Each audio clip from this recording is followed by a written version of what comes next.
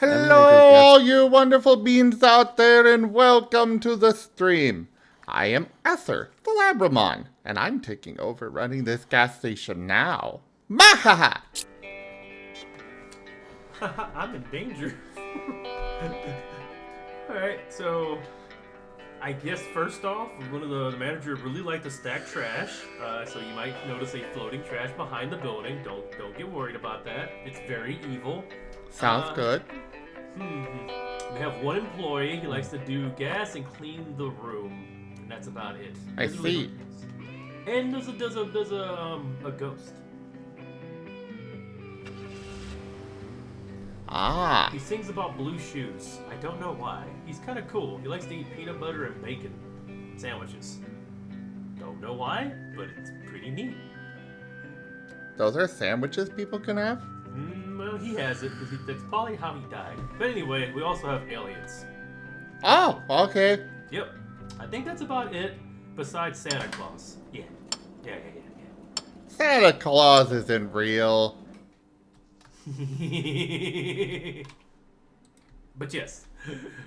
Good luck. If you have any questions, feel free to ask. Seems like you're already jumping right into it. Like, wow, you are really good at being a mechanic for just starting. When did you learn how to be a mechanic? Oh, I had to do some maintenance myself on being my Doominator. Doominator? Yes. Huh. Hi, Chris Ovos. Sounds like a car. Interesting. Hi, Chris Ovos. Hey. Give me a wee. In the Good chat. boy. Yeah, pretty. That'd be funny. No, he gave you a whack. Oh, wait. I'm still a good boy. True, he is a good boy. Yeah, very true. Okay, we have no fuel. Oh, so I don't have to stay there and click that and hold, get that done. Good. Okay, we have a fuel customer. Oh, thank you, Emily. Amelie? Amelie.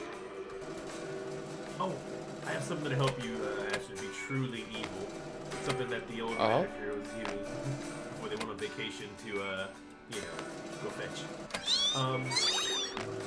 What in the world was that? I have no idea. Okay. Well, anyway, we offer a trunk cleaning service, so make sure if you have the chance, always open people's trunks with these set of lockpicks over here and clean out their trunk of anything, especially stuff that's green, because green's bad and that should be in their trunk. Ah, that makes sense. Yeah.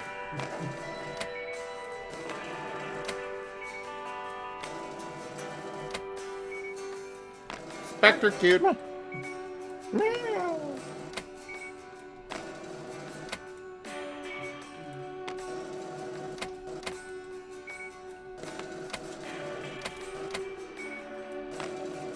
Man, you really want a lot of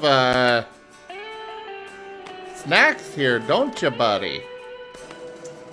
Snacks are always good. You're amazing. Didn't pay me much for all that. Cheapskate. It's gas station prices. Yeah, they're supposed to be super expensive, aren't they? You know, evilly so.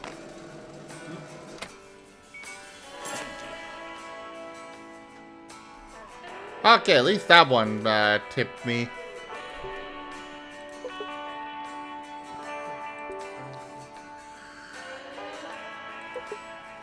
I am all for that idea of a Paralog episode, though.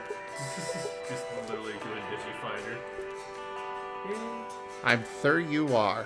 That'd be a good time for people to jump in for cameos in that one.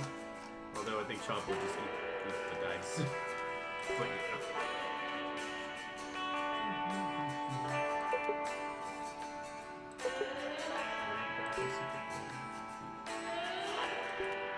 Okay, we need some more of that. Or this. Guess we gotta get more of that.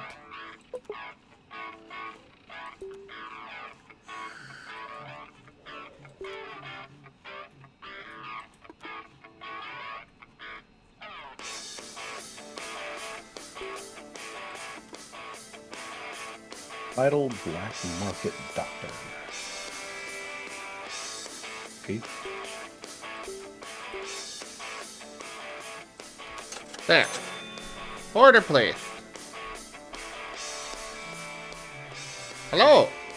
Hello there. So, trunk cleaning service, you said. Yeah. Ooh. Okay.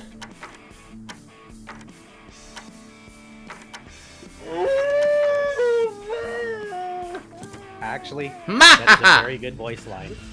Got the grease off. Perfect. You successfully got the green stuff out of their trunk.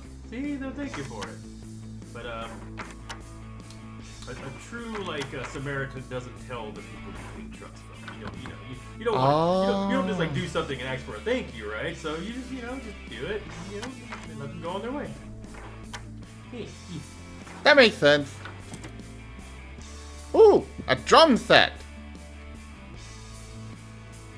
That is definitely evil. I must have it.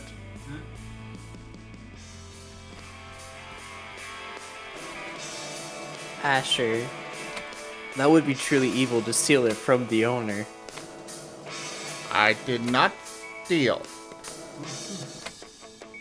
That is my official stance in the court of law. oh, I think that's already been scanned, right? Are you borrowing? Totally. Understood. 100% with permission. Borrow style.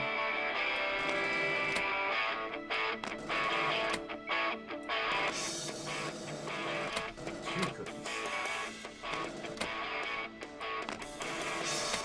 Whatever that is. Oh, I have no idea. I just see the stuff and I scan it.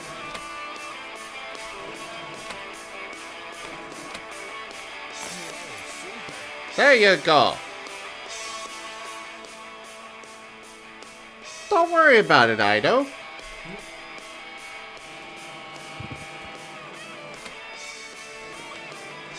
Hey, officer, don't you know you're not supposed to smoke?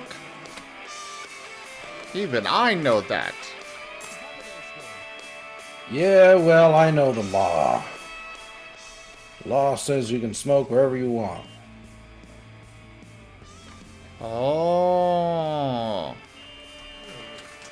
I go on my car and people get on the meat for smoking, man.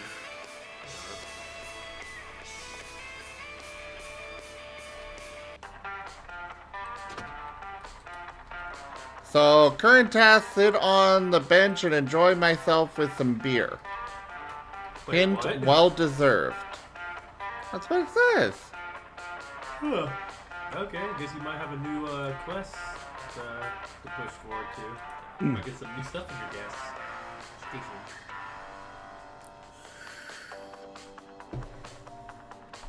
Good night, Era. Night, Era. Stay safe. Have a good rest, man. Right.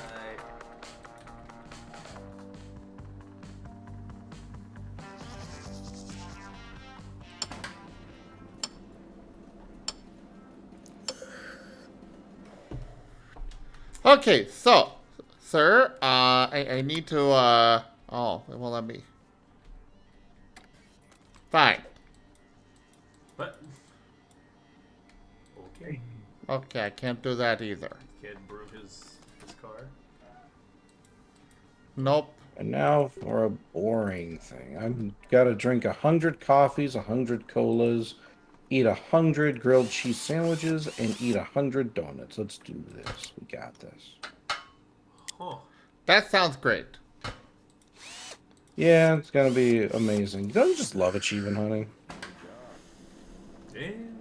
Used to do it on Xbox 360. Been a while since I actually tried achievement hunting stuff. I'm sorry, Rex. I cannot hear you. Or you can. Or Yeah, you need to speak up. man, try not to yell. What's more, you sound like you're very much in the background. Oh. He is sitting next to me. Yeah. Make the microphone omnidirectional? I don't know. Yeah. Haha! Grabbed it. That is not something that I think will help. I do have my setup now, and I could go to the room, but that's lonely. It's entirely up to you. I'm just saying what I hear. That's good though, actually. I need the feedback, otherwise I won't be heard. Can I be heard now? Oh no. That's not a good sign. I can hear you. You're right beside me. I hope What's you your can point? hear me. Huh? What's your point? We're trying to get the microphone. They pick me up. Testing. Hello. You hear me, right? Here. Yes, I do hear you. Let me try turning Zim up a bit. I can hear Rex. Did I buy more snacks? Oh, looks like Taldarius is back in the game room. Oh no. Oh. I can talk game stuff about game things. Game. Stuff. That was a fun session. It was actually a good one for me to just jump right in, even though I haven't been watching in a while. I kind of got a lot of recapping. Yeah, it worked out. Uh-huh. Oh, right. Gotta do the trunk cleaning service. Yeah. It was fun seeing y'all get new weapons too. And y'all got like your power armor stuff. It's kind of cool. It's very Digimon. I remember like that's one of the things that usually you get as that third or fourth evolution. Like you usually get armored up. Well, that's usually part of the evolution itself, not usually something like this. Another loyal devotee. Bond, thank you very much for that raid. Why did that not play the notification? Weird.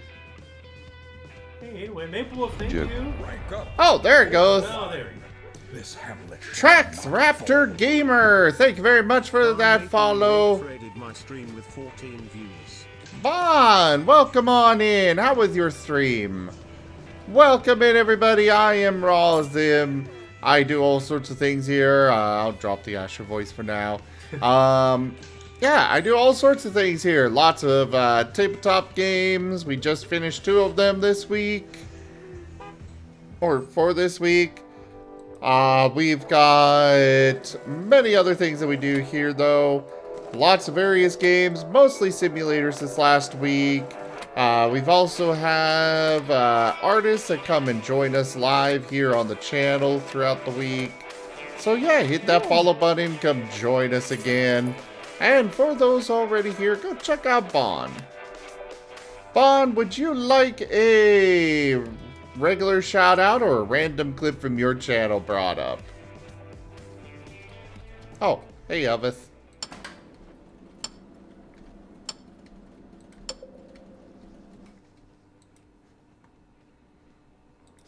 Vroom, vroom, vroom, vroom. So, are you wanting regular shout out then? Star Factor.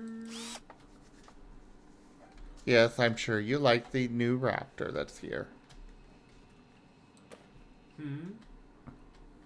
Sorry, me? Yes, you. Yeah, I like seeing any raptors. It's dope seeing dinos. Also wolves. Anybody with a wolf in their name's cool too. Yeah. Especially with Maple. Probably Canadian. That's cool. They at least know what poutine is. Oh no, then you definitely don't want to see what my Twitch username is. Was it like Raptor Maple Wolf? Dino Maple Poutine. No, it's Brian the Wolf. Oh, that's it's the same. Yeah. Well, there It's you go. Poutine Lover 89. Yay! Heck yeah! No, it can't be Poutine Lover 89. Remember, the hatred of the potatoes is strong. We were just talking about it. The freaking Bond Maple Wolf literally has on their info the maple syrup obsessed Canadian. Heck yeah, let's go. Ah. I was on the money. There we go. I have cleaned out your trunk of the green stuff.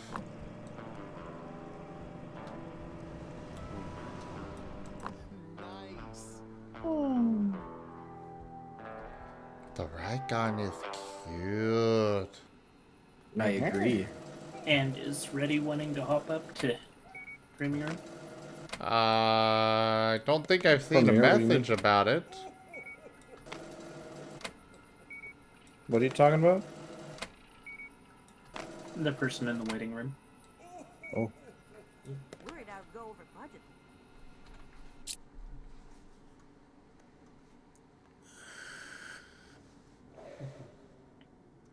Raygon knows how to use it. Yeah, Raijin, if you want to join voice, you do kind of need to ask, you know. Oh, yeah. Go ahead and bring Raijin up. Okay. Definitely know how to sew using a knife with Spectre, that's for sure. That was fun seeing you get that new knife. oh. What about my knife? It was fun seeing you get the new knife. You really sold, like, Yeah. testing out the weight and everything. Hello? Yeah, thank you. I'm glad you enjoyed that Hello. little scene. Welcome. Hello. Hello there. And, Hello there. That was some fun fan art from Raijin. As always awesome seeing fan art from them. By the way, there is Had I a lot didn't of see fun you. with Sailor Magna. Yes, Sailor Magna. Was that a different Jace? Because I heard there was another Digimon that had the same Digimon as Jace. But that was Jace, right? Yes. There's like a Growlmon, you know. No, it was Jace. Jace is the Grandma? That was Jason the Power Armor. Titus is a Growlmon right now. So Oh, that's who's okay. Titus is the Yeah, no, it's the By the power of the moon, I compel you. Tell me all your secrets and I'll do the same. I will tell everyone those secrets all the time. But Brian, I drew Magna as Sailor Mars. Sailor Mars? Ooh. By the power of Mars. Tell me your secrets and I'll tell you mine. You can't resist.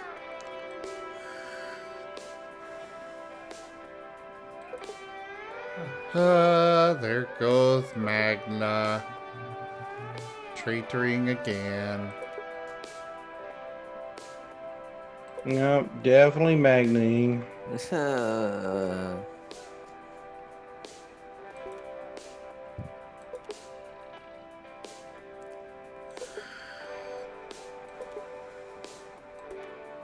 That still can be changed for the future, or present in the future. You got brownie points from Jace. He was over there scolding, but he pointed you out that you're really trying, so, you know, yay. I know. It's good, that's some good acknowledgement there. It Yeah, you're is. doing good. Hey. There you go. Even Spectre says you're doing good. See, look, two good boy points. Bam! Now keep stacking those up and don't, tell anybody, like, bomb codes or something. It will be all good. Oh, it's You too know late the for that. He already told me everything. Oh. It really didn't take that much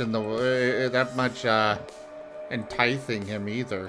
He just kind of gave it all up. Weren't you his teammate, though? He's supposed to tell you. Any military members. So, give me 1 second. Any military members actually watching, do know that that is a joke. I did not give any actual military intel out. This is a tabletop game. We're talking about a Oh. Digimon tabletop game. I mean, to be fair, let's suppose that you did. Like, not we could do anything with it. That is true. I don't really. So, I have a secret clearance, which does mean that if... Brian, you should stop. Whatever you're about to say. I'm he's just saying. kind if of got I- an idea. He's got a Brian. point. Brian, You should just stop. before Yeah. you continue down that road you're on, if you have to check yourself about saying something close to something, you should say that sentence. No, I'm Besides, just saying. we know you have a secret clearance because everyone has a secret clearance in the military. Yeah, that's true. Of some sort. Do I need to draw a Magna with the shovel digging a hole now? I think so. No, Magna's I'm already just at the gonna be bottom quiet. of the hole in the You're good, Brian. dungeon. No. I'm already in the core of the earth. Oh, I'm already at the core of the earth. I've dug myself such deep of a hole. I'm melting in the core. Oh, that's why you're called Magna. It's actually magma. yeah, I guess that's Haha. a good Funny joke. Comes full circle. I am full of them. one. You should check over in media share right above Rex's post. That's all I'm saying. It's the one. Rex, that you've already is- seen it. Yeah, stop grabbing my We have the phone. same otter box. No, we don't. We do. Yours is falling Maybe apart. it's like your ow. You gonna diss my phone now? That was uncalled for. It's not even falling apart. What are you talking about? Okay, besides the fact I can't press like turn off, I can't press the off button. Okay, I'll give you that, but that's because I spilled something on it. Once. And then we put alcohol right on it. That's beside the point. That's coaching. Instead of media share? Rex, you've already seen what he's talking about. I have? Yeah. Yes, Yeah. it was the one about dad jokes. Oh, okay. I thought you posted something else I was gonna check. Okay, yeah, that's so true. No, right now I'm busy drinking coffee for an achievement. Speaking of coffee, I could use some sugar with coffee. Or relax. Or I haven't had anything. I didn't eat though. It's good. What? May I have the energies? What energies? Just well, can I have some of that energy syrup over there? No. No. It's We 1 don't need you getting a.m. hyper. I feel like I never take energy drinks on this time. It's Rex, fine. I'm gonna say this right now. You shouldn't be doing that. Like in the military, it's even told that we shouldn't be doing it, but we have to, due to the fact being, we're being told to do a buttload of work within such a short amount of time. And if we have to work nights, it's essentially encouraged. Hey, Oh, be advised, that it's not the sounds like a smartest streamer. thing. I'm dead on the inside just because of work. Or no. I thought you were dead inside just because you're, you. I can be dead on the inside for multiple things, to be fair. It's all a percentage of why I'm dead on the inside. That's what they call comorbidities. Yep, I cry that's myself a to sleep at word that I times. know. Please Do don't. we need to do we need to have a conversation, Brian? No, I'm fine right now. Are you sure? He's got the battlefield fatigue. The battlefield fatigue. We're back to old times again. Why do I have battlefield fatigue? I haven't done anything chaotic yet. See, there was that statement right there, Rygon. Do the therapy thing. Yep. Do the Alright. therapy thing. Well, No, I promise you I'm okay and everything. That's what a lot of my clients say. too bad Chomper's giving you a hug right now.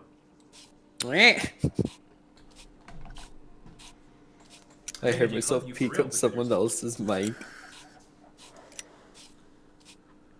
I think you heard it on your own. No, it I could have been heard- mine for all I know.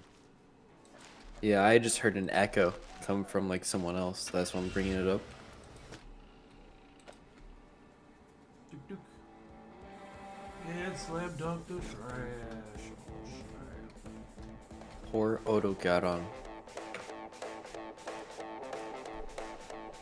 What about him? I'm hunting him enough times so then I can make armor out of him. Oh, I see. Well, I got one achievement. I got the clean as a whistle achievement. It was Yay. for throwing 100 items away. Do you get anything in game when you do these achievements? No, this is just for me. I like achievement hunting. So sometimes I'll just choose a game and I'll be like, you know what? I feel like 100% completing this. The achievements are, you know, doable. Let's do it. That's fair. I'm only like, please sit down, like, I'll go finish the whole thing. But most of the time I don't go for them. Oh, yeah. You know, if you actually look over on my Twitch, I keep a running list there of all the games I've completed. Nice.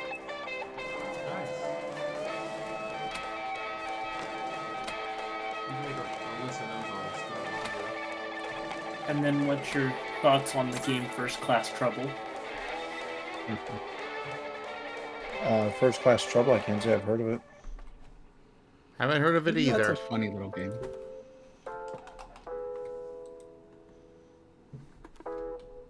It's a detect who's the odd man out of the group of friends playing. Social deduction games with the cool Oh, kids with like real to call people. them. Yep. Gotcha. I actually tend to be pretty good at those games. I bet. Why? I played when I was on the cruise. I got to play some what was it? Blood on the Clock Tower or something like that. Which is Yeah. also a social deduction game, similar to like Mafia and Werewolf. And I whooped people in that game. I think in one game I managed to kill about 4 or 5 people as a support role for the bad guys. That's just to quickly break it down. The role essentially was one where I can force somebody else to pretend to be another role, and if they fail to pretend to be that role, they die.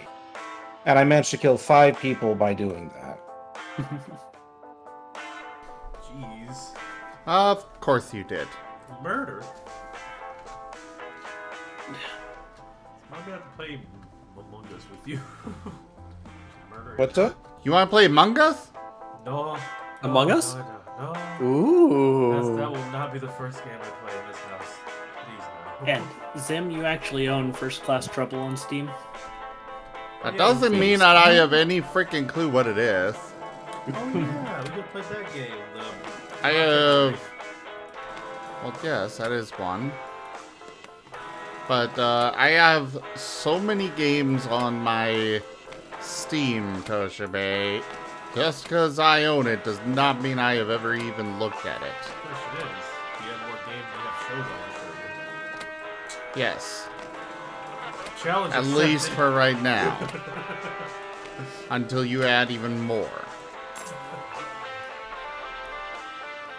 Oh, There's some new anime that looks pretty good. Rex?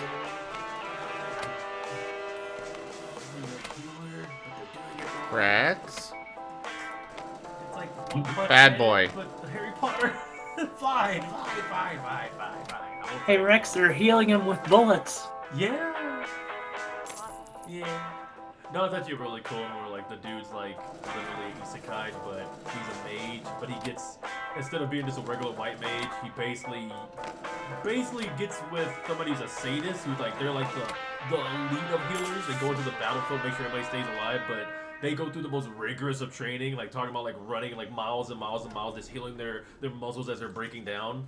And they're like, go in the forest, fight a bear. You live, good job. That's how they train their white mages. It's pretty good. Yeah. Pretty dope show. I'm watching it with Holo at the moment. Let's see. Cody Paul Cards. Yes. But where's the Paul's at? Paul's advertising. Could at least had a banner or logo or like a mascot. God, geez, about the time I finish drinking these 100 coffees, my guy's gonna have to use the bathroom like nothing else. Hopefully there's an achievement for that. Just like playing The Sims. Right. They're fighting a boss in Conquer's bathroom. I am. I am the great mighty Pooh, and I'm going to throw my shit at you. A useless Is it 5 minutes in yet? Oh, yeah, it's 15, and yes. true. Good. How about you, Scott, you little twat?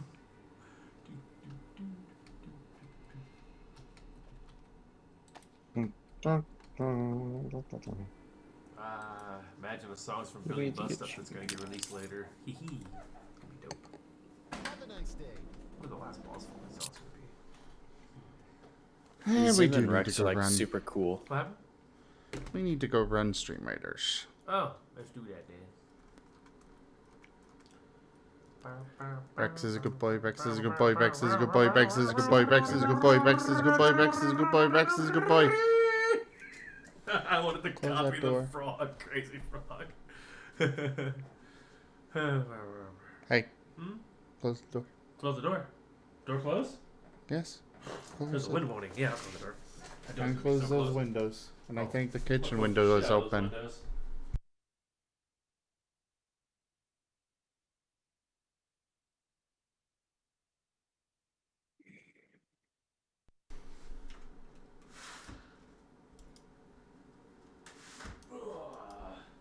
Mission complete. Make sure your window is closed in your office too. Rex, Hi. make sure your window is closed in your office as well. I did. Okay. That's the one I've closed what was in there.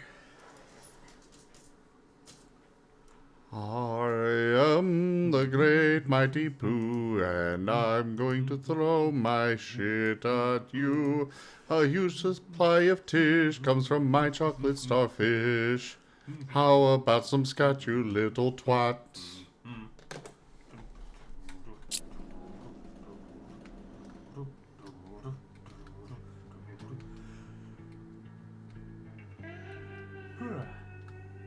Tiger song. Okay. Alright, you gonna eat your beer? Yeah, I guess so. Is that the beer? No, I think it's. Oh, this no, is trash. oh no, that's the OCD strikes again. Answer no. You were gonna get a beer. Where you going? Well, that's not the place to go get beer, apparently. Yeah, but. I gotta do something. Wait, that wheel's being weird. Huh. Oh, there it is. I drank 100 coffees. Yay. Nice. Diabetes. Now to drink 100 colas. Definitely. Why do you need to drink diabetes. the colas now? For Kidney stones. another similar yet separate achievement. Ah. I'm trying to think of the worst achievement hunting that ever. I remember, like, well, the easiest one was on 360. It was the one called, like, for Avatar, Last Airbender. Mhm. You can get it all in one in the tutorial. You can beat the 100% the game in the tutorial. That's how easy it was to do that. I don't know why they made it that easy. Dang. Yeah. It's like common. So this is the one I need to sit at. All right, enjoy your beer. That is.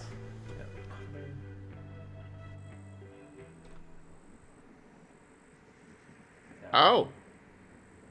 Oh, the barn? Is that what you're getting? I believe that this is the airfield.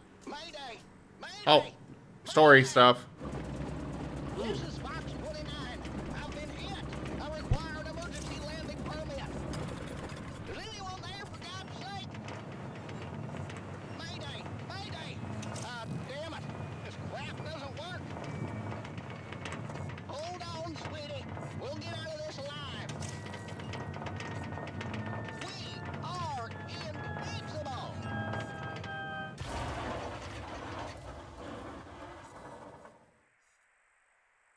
Okay, so somebody just crash landed. Yeah. Rip. Oh, all that too. We'll get Ripperoni. out of this alive. Gotta get out alive for Betsy. Hmm. Alright, it's by your foot here, so be careful. Okay. Holy crap, that's so far away.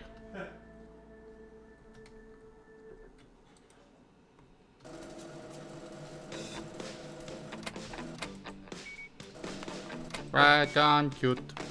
Is somebody Uh-huh. doing groceries? Poor guy. I'm sure he'll be fine. There's no time limit on it, I think. You know humans Got can't a change of refund, right? plans. I'm eating 100 donuts. Different. Finished off the coffee. Yeah. Then the cola, I had to scroll down for, and the donuts was right there. So donuts it is, because I'm too lazy to scroll down for the cola. Are the achievements all consume 100 of edible items? Thankfully, not all the edible items in the game, just 4 of them. The rest of the achievements were things like fall down an elevator shaft, find a hidden key, solve a murder without hurting anybody, that sort of thing. Good luck with that one. Oh, Shadows of Doubt. Yep, you got it. Shadows of the Doubt. I want to try that one. I really It's a think good game. I think you'd like it. The AI could be not as dumb, but it's a good game. I enjoyed it for the experience that it is. You dropped the names. Yeah, I'm sorry, but the AI is that way. Yeah, well, I mean, it's literally one of those things where I could stand right in front of their open front door and stare at them, and they won't do anything about it. Or I could just round a corner and they'll be like, oh, lost them. Huh? Oh, that person that looks a lot like the person I was just chasing just came back to me? Well, I'm sure it's fine.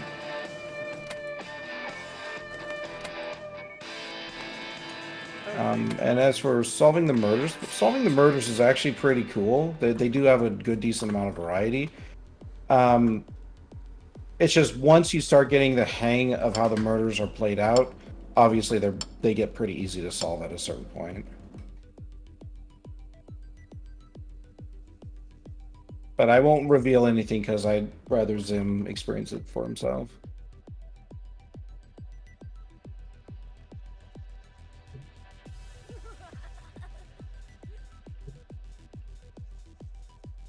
Oh no! Party bus! Sorry. Also got Dennis here. Where is he? Where's that little brat? Tell you what that game reminds me of a lot of is have you played Deus Ex Dragon? I have not, but it's been I've got it on my list to play a randomizer of it potentially. Randomizer, huh? Hey, that'd be a Yeah, good for game. crowd control. Damn, I never had one of those. Oh, he's like speedrunning. Get that turd. Yeah. Here you go, party bus. Play with the tire. What is he made of today? Okay, so apparently these tires don't work for throwing at him. Yeah, for sure, Dragon. If you're, oh gosh, they're not clowns, are they? They're not. They are emulated. What's up, Rex? I think clowns are taking over the gas station. Don't panic. No, it's the same party bus. But yeah, what were you saying to Rygon? Oh, I was telling him that for sure, he really does need to play Deus Ex, because if he's vibing with that game, he's gonna vibe with Deus Ex. Heck yeah. Yeah, sure, I definitely can do that. Yeah, this kind of game is just more of like, oh, it's a nice little single player experience. I can finish up the achievements and it'll just be another notch on my belt. Definitely not like some of those bigger, like way bigger games, like Monster Hunter World, for example. It's fun. Yeah, I will it's well, it's fun. It's just going for like achievements and grinding like can take multiple playthroughs of an already big game. And I just don't have the time or energy or frankly audience for that. Like, knock out everybody in the city. Yeah, that one's going to be a hard one, but I'll use the city editor to make it as small as possible.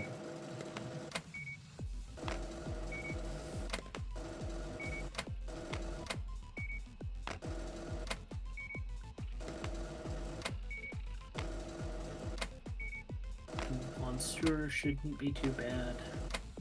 Yeah, that one's just the same. Just buy 100, eat 100. The only issue with the eating things is that it takes a while for them to even consume one item. Animation. So it's just Yep. Yeah, so it's mostly just me just kind of hopping while I hear munching noises.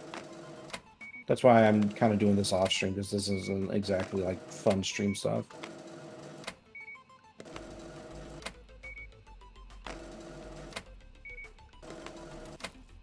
Hanging in there, Zoom?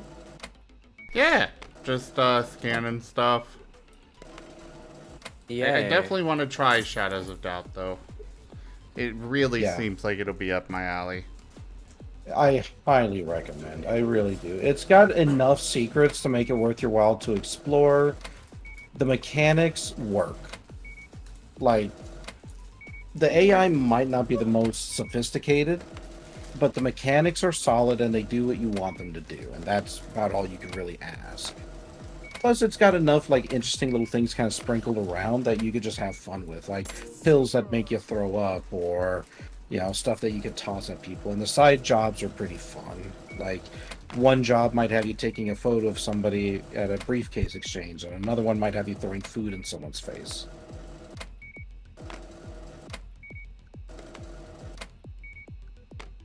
So you're playing as a private eye instead of a, police detective, then. Yeah, private eye. It's noir. Okay. I was wondering about that. The cities themselves are randomly generated. You can make them really big or really small. And the best things is that there's some Twitch integration too, so you can bring in your Twitch chat as random citizens and names of businesses. Yeah, I know about that at least. One of the cooler spots about it. Oh yeah, Bon, I'm enjoying the rave bus music. And if you know exactly what you're doing, you could even go into the files and name things specifically. So you could always set yourself up a little redeem that, if somebody redeems that card of yours, you could go into the files and rename like the restaurant like the Rex Burger or something like that. Ooh, eating Rex sounds tasty. Indeed. You can make your face for it. The familiar foods. Oh yeah, we're doing recallers tomorrow. Yes. 2 weeks I'm in a excited. row. Interesting. Next week, Era's got stuff going on, so yeah. Okay. Figure what That's I'm fair. doing during that.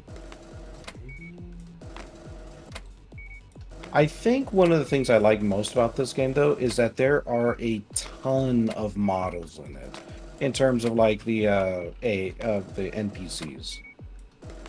Like, yeah, you're gonna come across similarities, but like the way that they built the system was, I think, really good. Like, you actually feel like you're in a city as opposed to just, in an empty void with the same 5 people.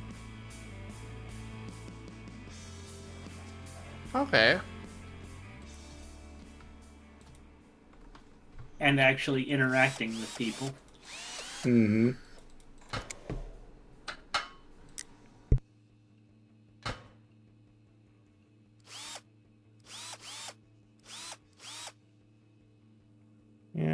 The weather system in the game is actually really good. Like it shifts and changes, and it feels nice. The weather system actually feels fairly nice. If there's any complaint I'd have, it's that there's actually not enough interaction. Like, I can't go up to a street vendor and order food, for example. I have to get it from a vending machine. Oh. So, just like those little details that kind of put me off a bit, but they're surface level. They're not mechanics. They're more minor stuff. Yeah.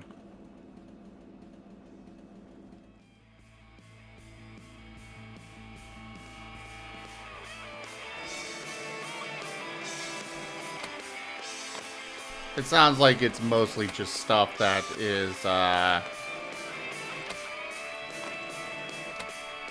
more along the lines of, like, you'd want more realism. Yeah. Well, there's just enough here that it can draw me out of the game sometimes. But there's also plenty that helps to keep me immersed too. So, you know, it's situational.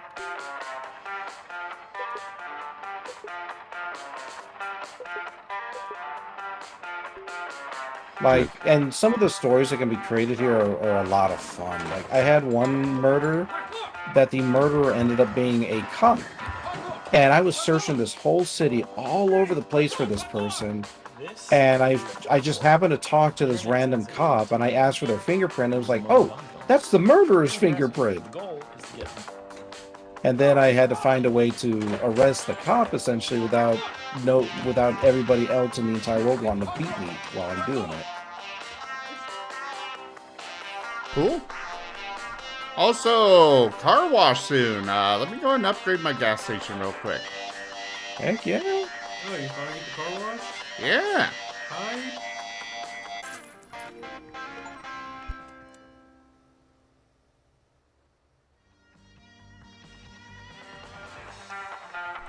Fuel status is low. Okay, fuel supply.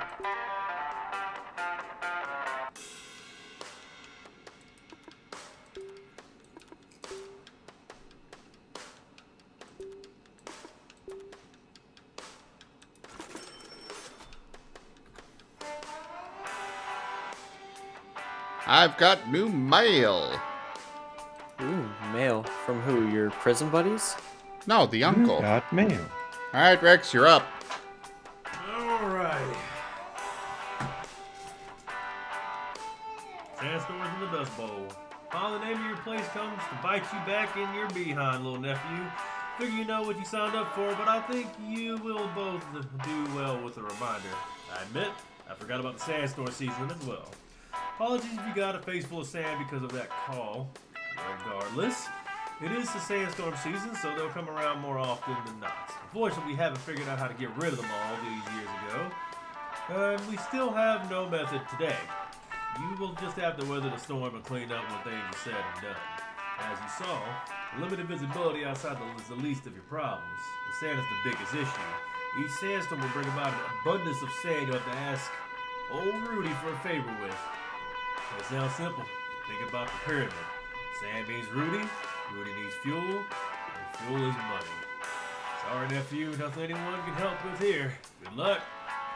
So you got a problem.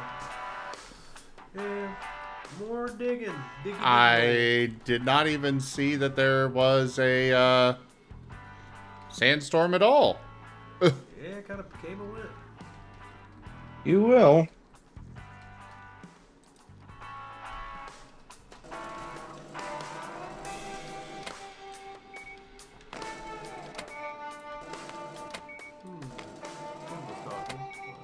Similar game that this company has made is a food truck simulator. I was wondering about, I was going to bring up the idea of like, why don't we have a food area since we're having a gas station? Usually have like a partnership with McDonald's or something. Ooh. If I recall right, that company's actually making it to where all their games can tie together. So I think like their food truck simulator will somehow tie into their gas station simulator. I don't know exactly how they're going to do it, but they want to like have a level of interactivity that you just don't really see in the games. So, I don't know, maybe it could be that if you do well in one game, you can get like little bonuses in the other or something like that.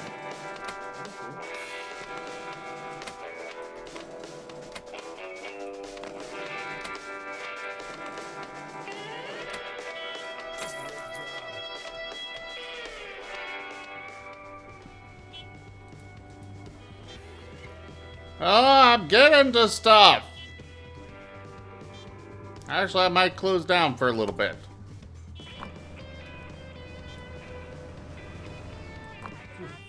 It's actually funny enough, makes me want to go back and play Happy Humble, Happy Burger Farm, I forget what it's called, but I think it's that part of it. Oh. No, go ahead. Finish. Yeah, just a game that has this kind of flow state after a while. You basically just kind of a lot of multitasking, making different burgers for people and drinks and all that jazz. But it's like around an interesting storyline that keeps progressing. Happy Burger Farm is one I definitely want to do at some point. It's worth it. It's got enough gameplay in it that I think it'd be worth streaming. Alright, let's go to this accident area. Oh. I'll answer that later. Follow the smoke. You can actually run really far out of here. You ever find out that you just like start doing it? Okay, oh. Oh. I wonder if you can run through those buildings. Hey, look, free car. Hey, you. Come over here. Don't you see Story me? stuff, it seems. I'm Joe Kowalski, Wow. U.S. Air Force Second Lieutenant. And who are you, Private? I know this place, but I don't know you. What are you? A mute? Jesus Christ! This is gonna be a nightmare. Is this station yours? What a mess you've got here. Time to take care of this old airstrip. After that, I might introduce you to some business. But first, show me what you're made of. Go and check that barn. I'm sure old Toey is still there, and I'll need help from the both of you. Now, march on. Yes, sorry. Good luck.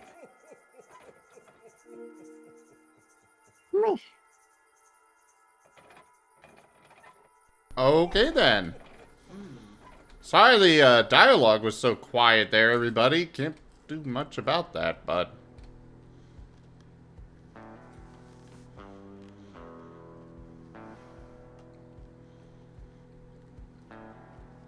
About time for me to head off to bed. Have I fun, think everyone. Bye bye. You Bye-bye. have yourself a Well. wonderful night. You guys too. Bye. No, you. Oh, you about to miss stacking simulator. Do they let you trash bag this stuff? No. Oh, they give you a shortcut to your gas station. Good. Through an outhouse. Huh. Okay. Fair enough. Bigger trash can. Yeah. Now with moss. What do you mean, moss? Yeah, moss. It deflects trash. At least it Ain't might. no trash getting deflected here. Oh, this is not a challenge, sir. Please, God, don't go into this mode again. Last time you did this, you almost reached the heavens. I will, if I must, Rex. A lot of cobwebs in there. Oh, man. Spooky.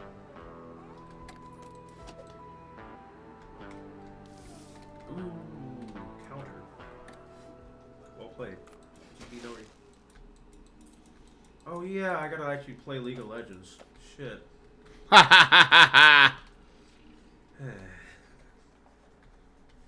Truly the biggest mistake I've made all of my life was saying I'll play League of Legends again.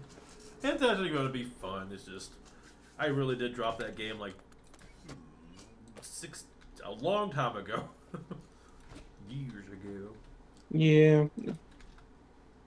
I remember when it and like Overwatch were like the really big things, and now you barely hear anything about either. Yeah, League of Legends, though, I think has fared better than Overwatch has. yeah, when it comes to Split, I mean, it's not Blizzard. It's just, you know, it still has a lot of shady sheesh, like you know, being owned by all sorts of people that take your stuff. But yeah, was it Tencent, right? Don't they own like Riot or something like that? Yeah, I honestly Tencent don't got. know. I don't know if it's 10% or if they just outright own Riot. I don't know.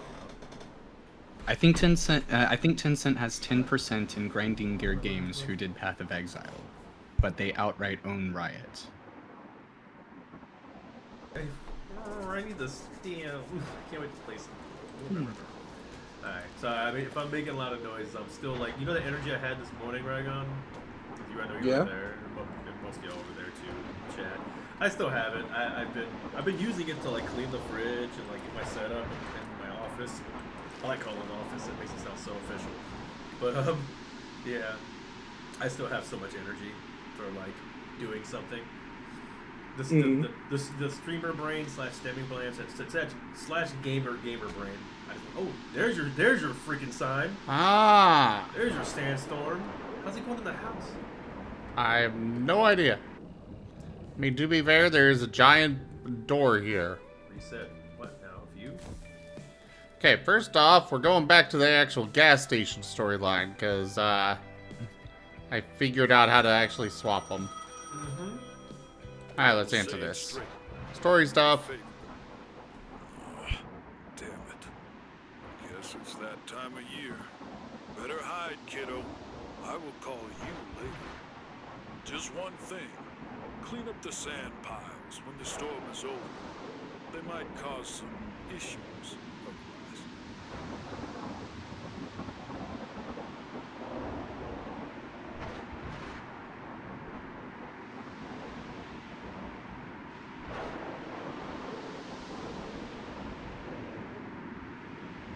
otherwise.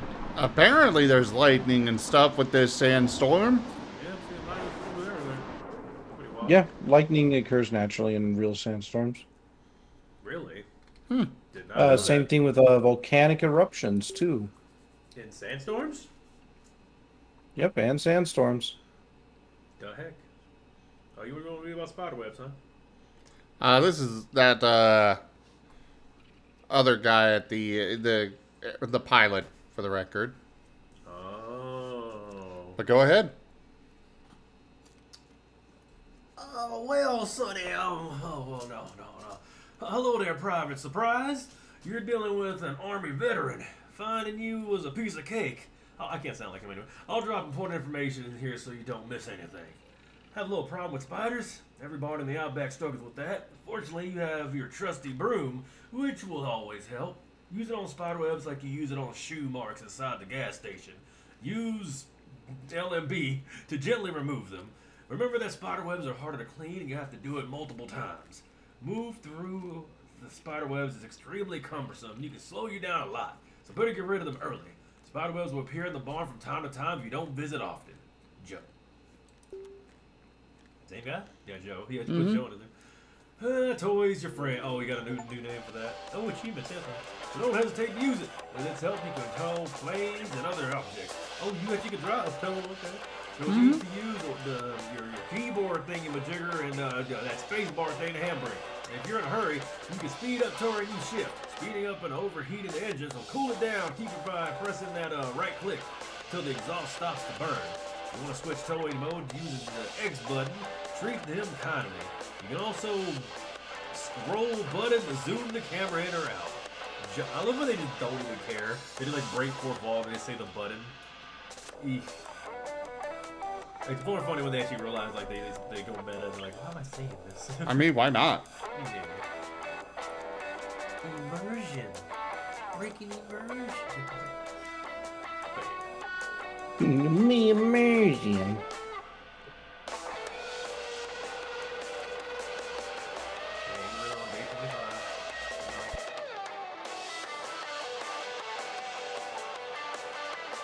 Oh. Don't go yawning, it's contagious. Yeah. Especially when people are tired. Why? I will try to stop. But we still love you no matter what. Lies. You lied to yourself, and that's not good. I lie to myself all the time. Man, and we thought that you were the psychiatrist or therapist. Makes you think I didn't lie about that to myself.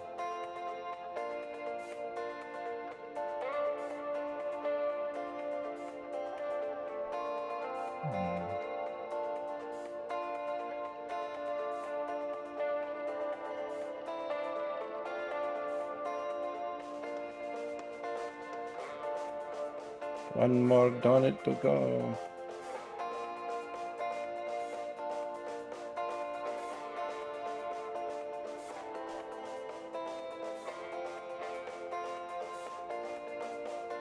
There it is.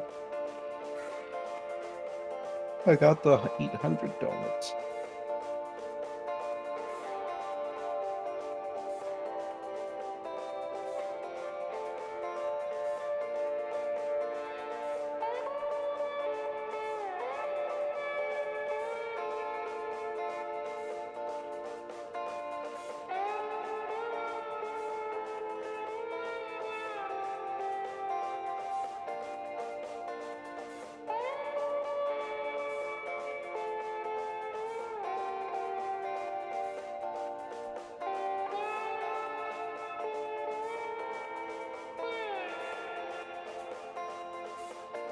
Sorry, everybody. Taking care of something real quick. No worries. Hope you're enjoying your food. Yeah, I'm snacking on some popcorn as well. Ooh. Nom nom popcorn. Nom nom popcorn indeed.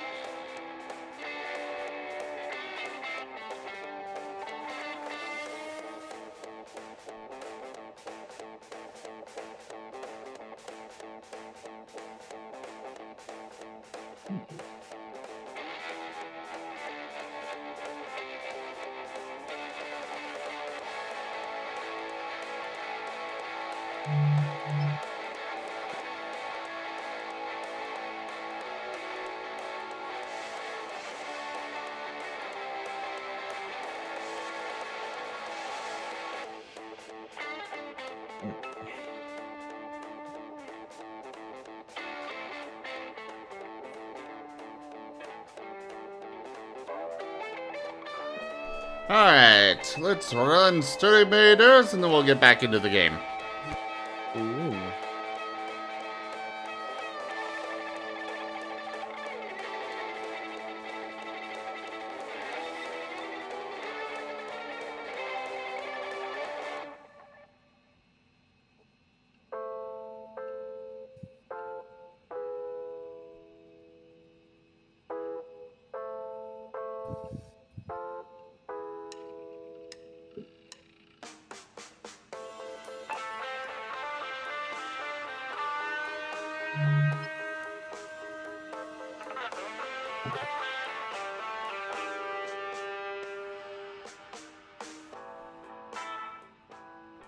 Alright.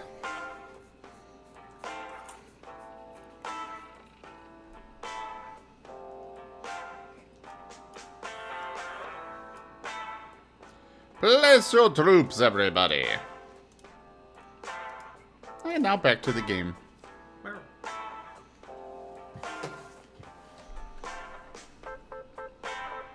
Oh, more new mail?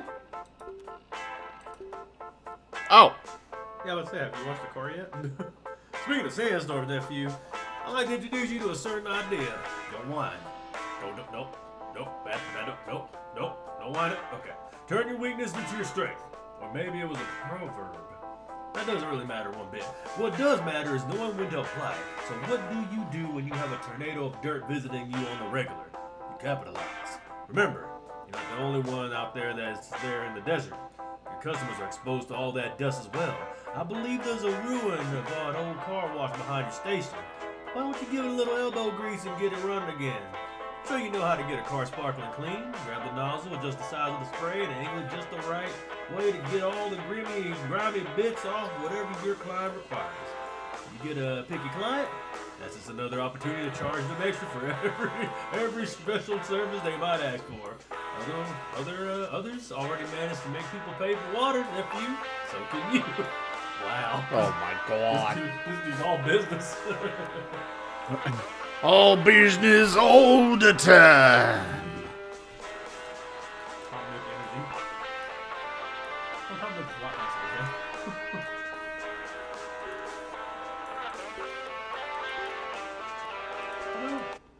kind of makes me think, what if they did make like a GTA cross Animal Crossing or something like that? I mean, they kind of already did, but like, basically make a more serious version of Animal Crossing where like, you owe the mafia money, but you're trying to like make a whole city good again, but it's kind of multiplayer, and you're just like picking it up from where it left off.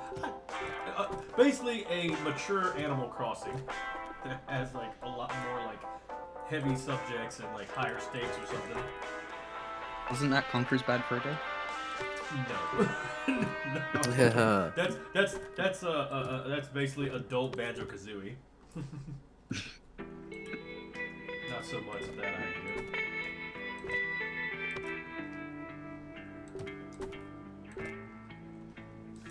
Although I think Stardew Valley is more of like pretty good. Always pretty good. And then you have a furry mod. Yeah. Well, how would you want a game like that to have more adult concepts? Let's see. How about... Oh, having her sit here is apparently costing me money. Even if I'm not open. Wages. Hourly wages. Fun. Student loans. That's what makes you go in the debt. And you have to get all That's the start. Take out Tom Nook and put student loans, and then bam, you got it realistic. I don't know. The Sims got all sorts of different concepts that's neat already. Just I just want Animal Crossing but multiplayer. That's fair. Just better multiplayer than what Nintendo does.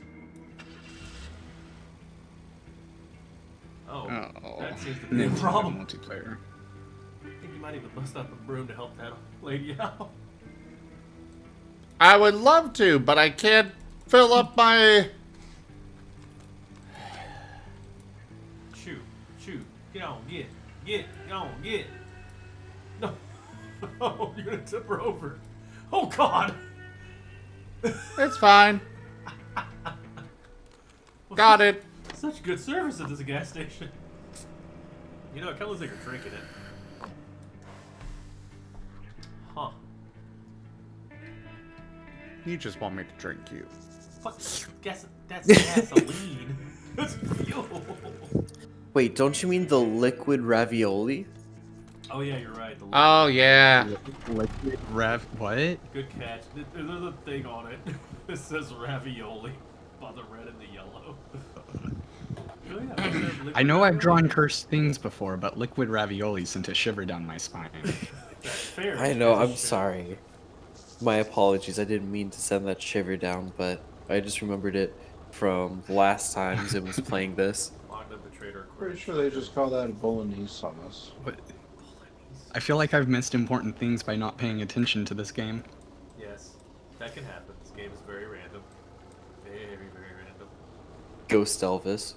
Ghost Elvis, Santa Claus, aliens. No, nothing too crazy. Do it. Do it. Yeah, Finish him. wait. Oh, crap. That was a... Okay, you know what? That car cheated. Not gonna lie. That car cheated. It's on a hill. It's okay, I'm still good. I've survived the back rooms. I can survive this.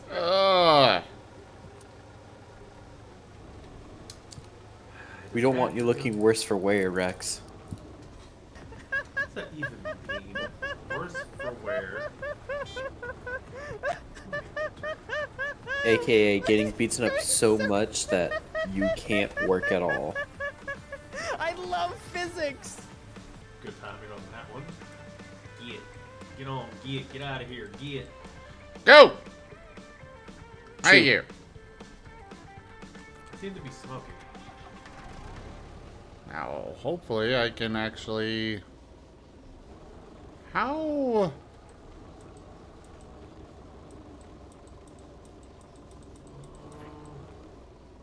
There we go. Haha, got it. Scoop. Scoop-a-de-doop-doop. Scoop, scoop.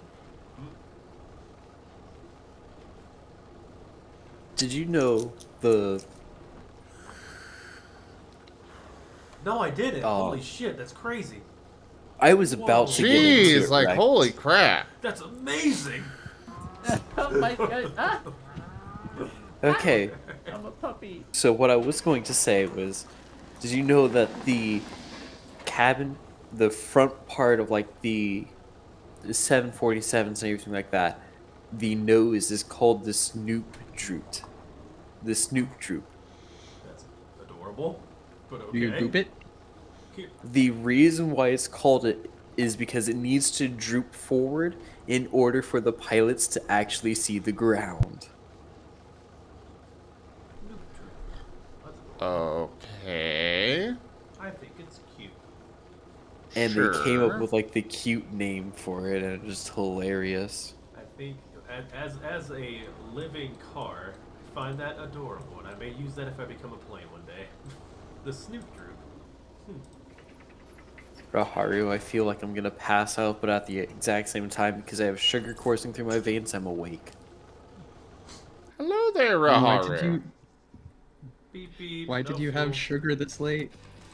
Brian, no. Ice cream. Hey, you can have ice cream over there, or that they like cut you off and that kind of stuff. That's only during basic. Oh, so you're not in the. Okay, gotcha. I'm outside of AIT, which is my job training. I've been to Korea for a year. Now I'm back in the States. I'm doing no chaos because chaos is not fun in the army. No chaos? I have no idea what that term means for you. I'm thinking lost in chaos. You're chaos all the time. I'm guessing that's a You're not wrong. army term for being out in the field or something.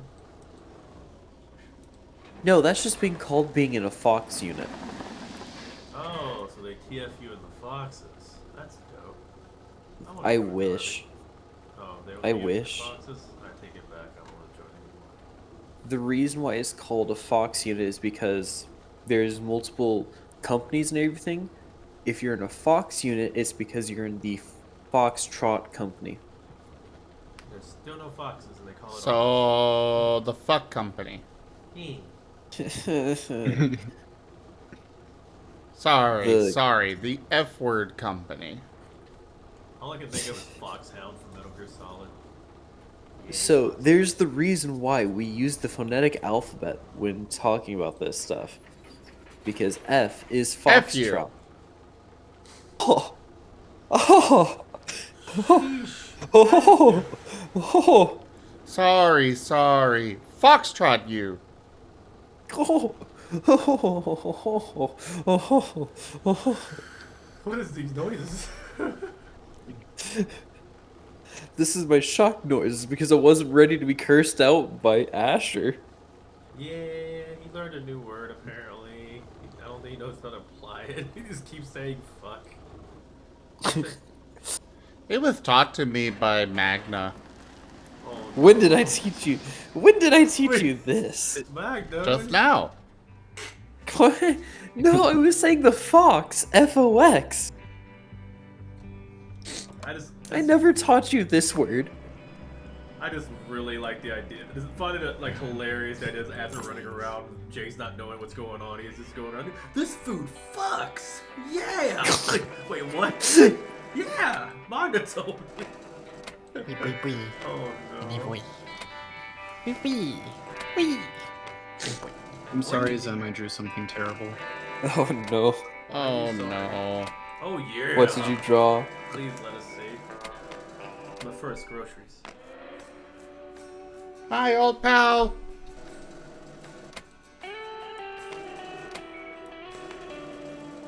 What One did day- you draw, Raijin? One day I'm gonna meet the default now, 4, 3, 2, 1. We're gonna do what? We're gonna meet default pal 4, 3, 2, 1. One day. Sorry if I hurt your head.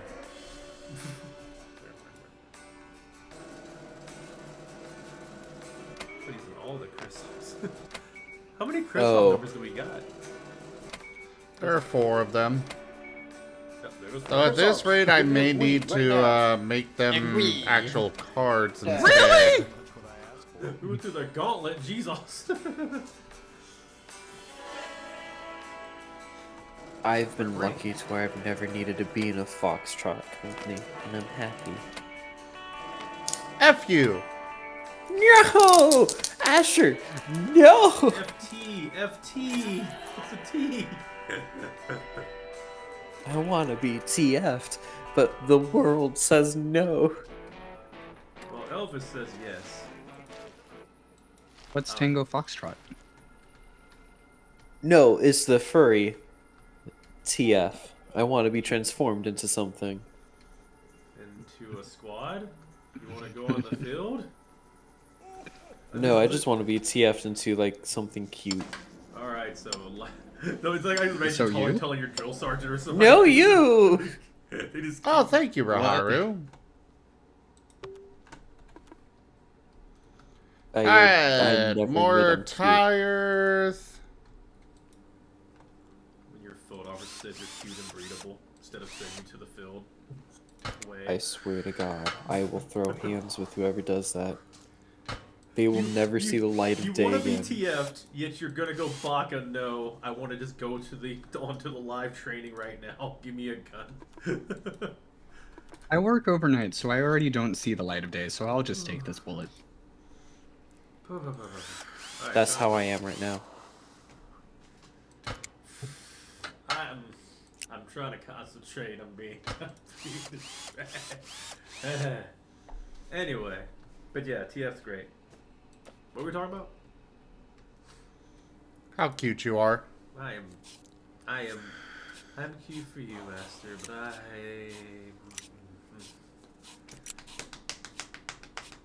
gas stations look very good. TF is great. Haha. I agree, Raharu. I am being attacked. TF What do you mean you're being awesome. attacked?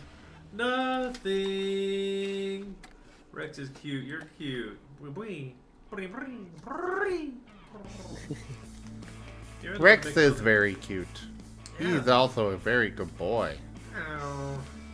Oh, do you prefer good girls? No, I have thought about it, you know, they, them anyway, so, Though I am usually. I am flustered. Excuse me, talk about foxes more. So, TFing foxes, what now? Who wants to be TF to a fox? Favorite fox is Star Fox, for sure. Yep. Something like Star Fox. Let's go. Yeah, Star Wars is cool. I love when they're shipped. I'm reading a fan art of Star Fox. It's getting more and more spicy as we continue to talk about this, yeah? What is it? It's a spicy one. It's a spicy is one. It TF? Is it Paul's? Does it have, if it has Falco, it probably has Hey Macro. Rex, I think you need to check your DMs. I am scared to check my DMs. I'm currently being teased by Master. Oh, right. Concentrate. I should go check them. Don't worry, it wasn't me, Rex. This is Raharu. Oh, it's Raharu. Okay, cool. You don't have to worry. Okay, let me go. So there's no TFs or anything in that fan art. It's a ship between Fox and Wolf.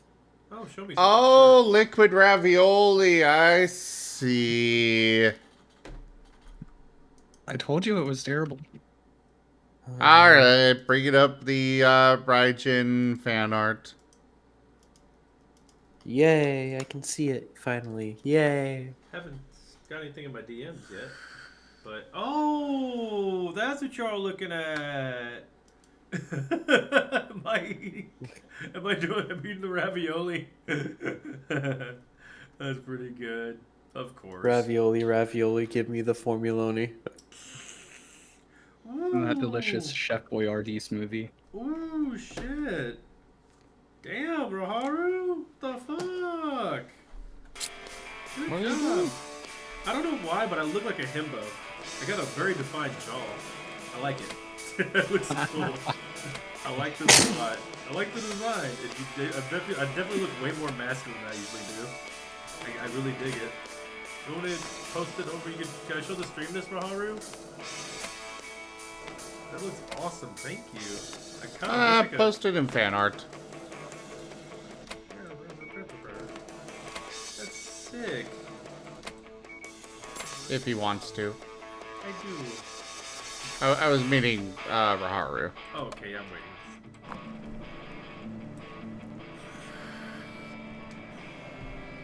be a really good icon.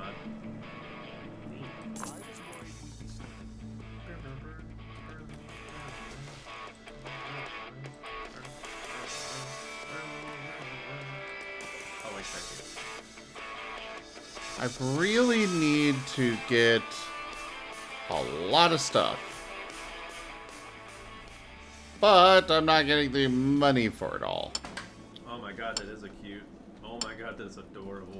That's a cute. That's a cute. That's cute. Check out the cute. Rex! Check out the cute. It's a cute snake. Rex! The snake is. Oh, okay, I'll hold on to the cute snake. I'll call your snake you sent me is cute. Sweater snake. Okay. What is it? Ah. Meh. Oh, Hi, Robert's Rygon. What's up? Just saying hi. Hello. Oh. Rygon boots. Because they got TF'd in the boots. Why? Okay. I'm just imagining that's the only thing you say is your boots. Just why? I don't know. Just The came to same mind. reason that you funny. are a car. I thought it was funny. Okay, you're not boots anymore. Sorry. Yeah. All I know is that when it comes down to whether or not I am a pair of shoes, I like to flip-flop on the matter. Ow, my head. That's what you get. That's what you deserve. Oh, it was like getting hit with a chancla. Why? Anyway.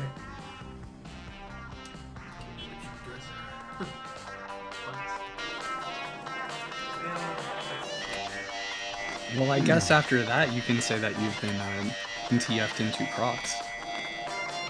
You turn my master into boots, I will make you pay.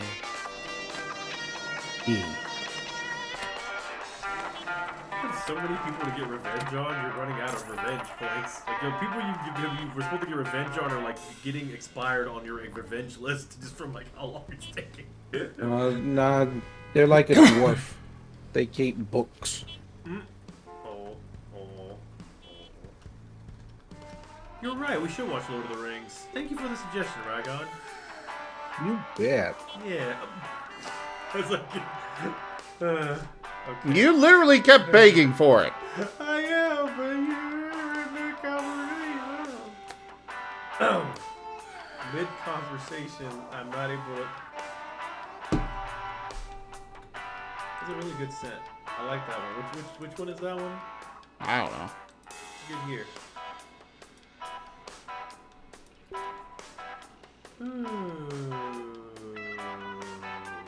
Woo! The Island of Dr. Moreau TTRPG. A horror romance tabletop role-playing game of mad scientists and transformation on an isolated island. Sounds cool. Mm-hmm. Coming soon on Kickstarter. Ooh. Send that to me. I would love to showcase it for my indie game showcases that have been on hiatus forever. Well, hopefully soon you'll be able to get back to it now that you got a dual PC set up again. Yay, Master let me use their laptop. I'm gonna set it up tomorrow or the day after that. Depends on what happens tomorrow. I might just You should do it right now, Rex. Come, join us. Who are you? Who the fuck are you? Holy shit, this is a horror game. Join us. Do you have cookies? And or t-shirts? We have ice cream. Yes. Oh, I have t-shirts and cookies. Heck yes, sign me up. What's the blood pack signage at? I'm down. Give me the cookies. Master hasn't given me a cookie in 15 years. Ugh. Oh, it's not my fault you didn't get any cookies. I did get popcorn though, so it's okay.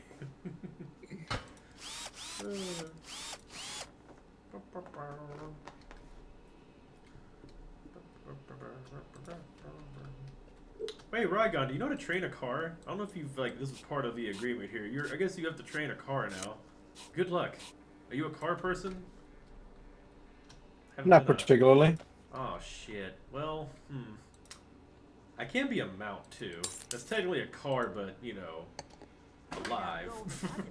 So technically, yeah, I mean, I'll just treat you like I treat my actual car. I'll keep you in the garage and never drive you except to go to work and back home. Occasionally, I'll give you a tank full of gas, and that's about it.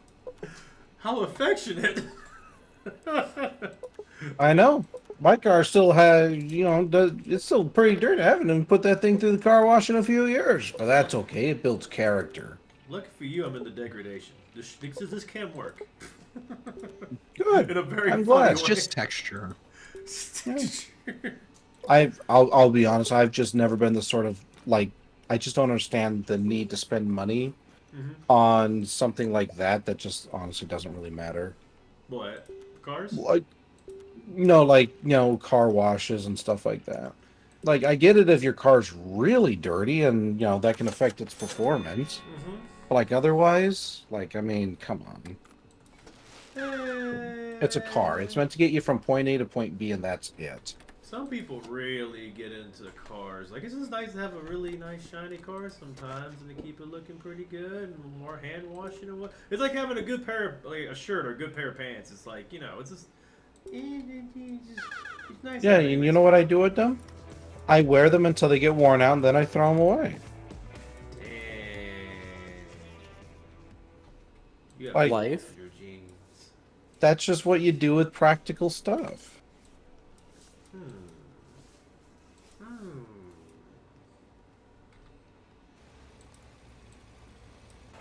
Beep beep.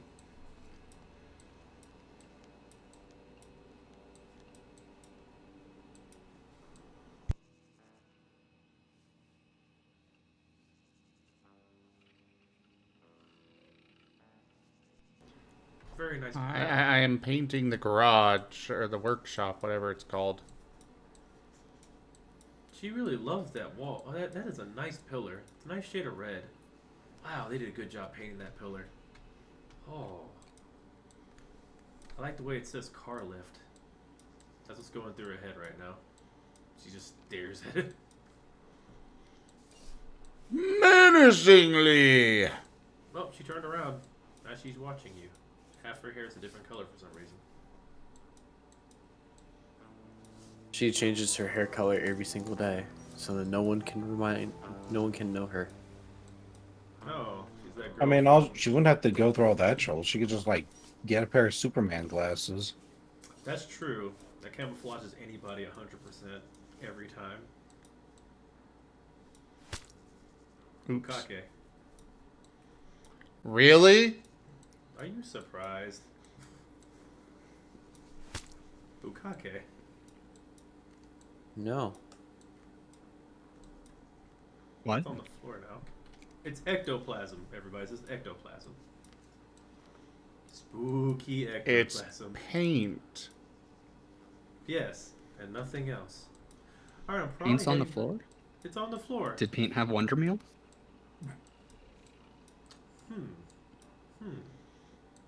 Hope you're excited for recallers tomorrow there, Raijin.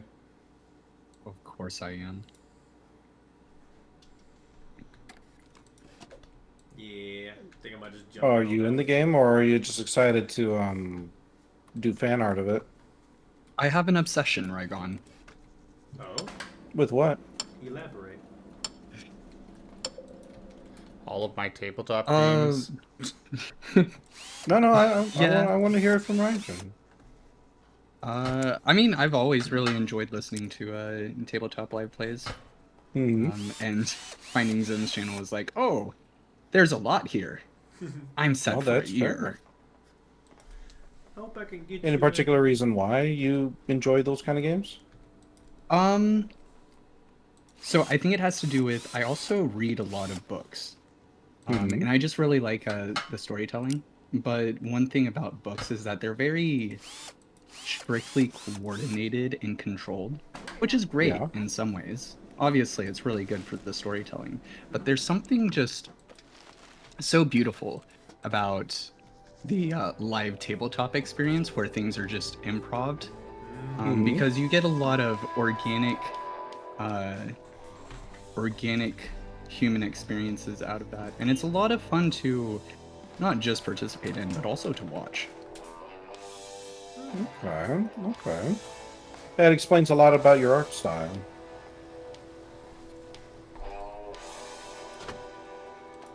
Does it now? Yeah. Okay. Your art style is very loose. It's the kind of thing where you don't so much like plan things out. I mean, don't get me wrong, you do have a little bit there. You have to have the basic structure. But just from what I've noticed, like, you tend to have very loose lines. You tend to allow energy to flow very well throughout your picture. And you're more concentrating on getting an idea through as opposed to polishing.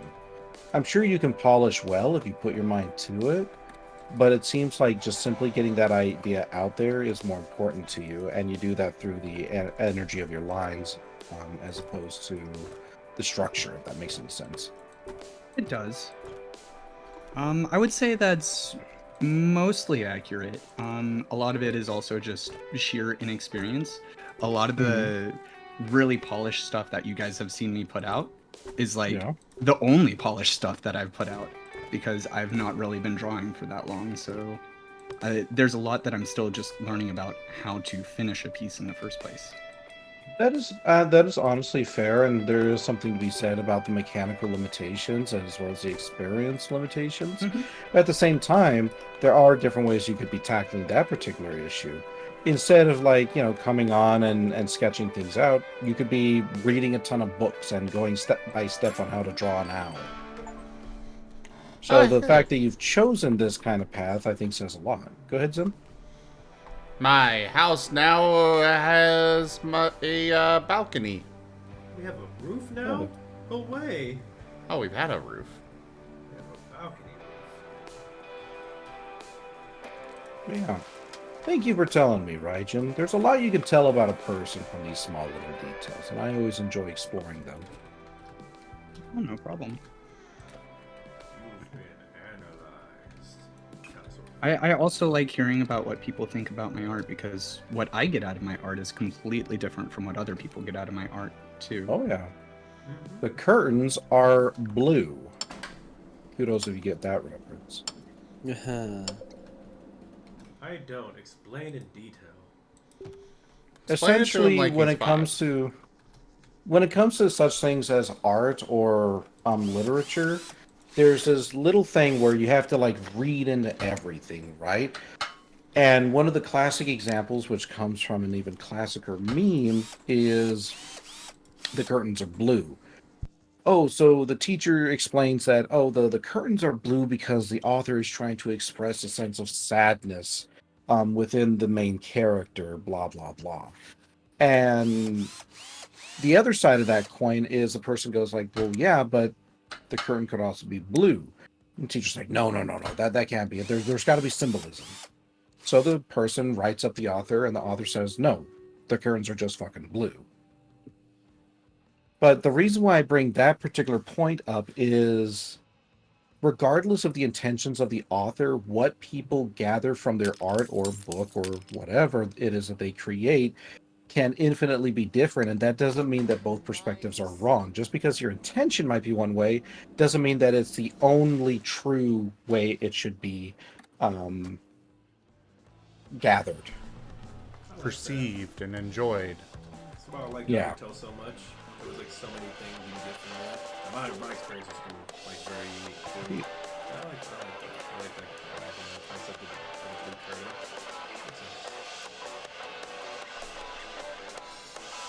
So yeah, and the same thing is going to go with your art, Raijin. You're going to intend things to be one way, and people will gather, or they will perceive them a different way, and that's okay. That's part of the freedom of expression.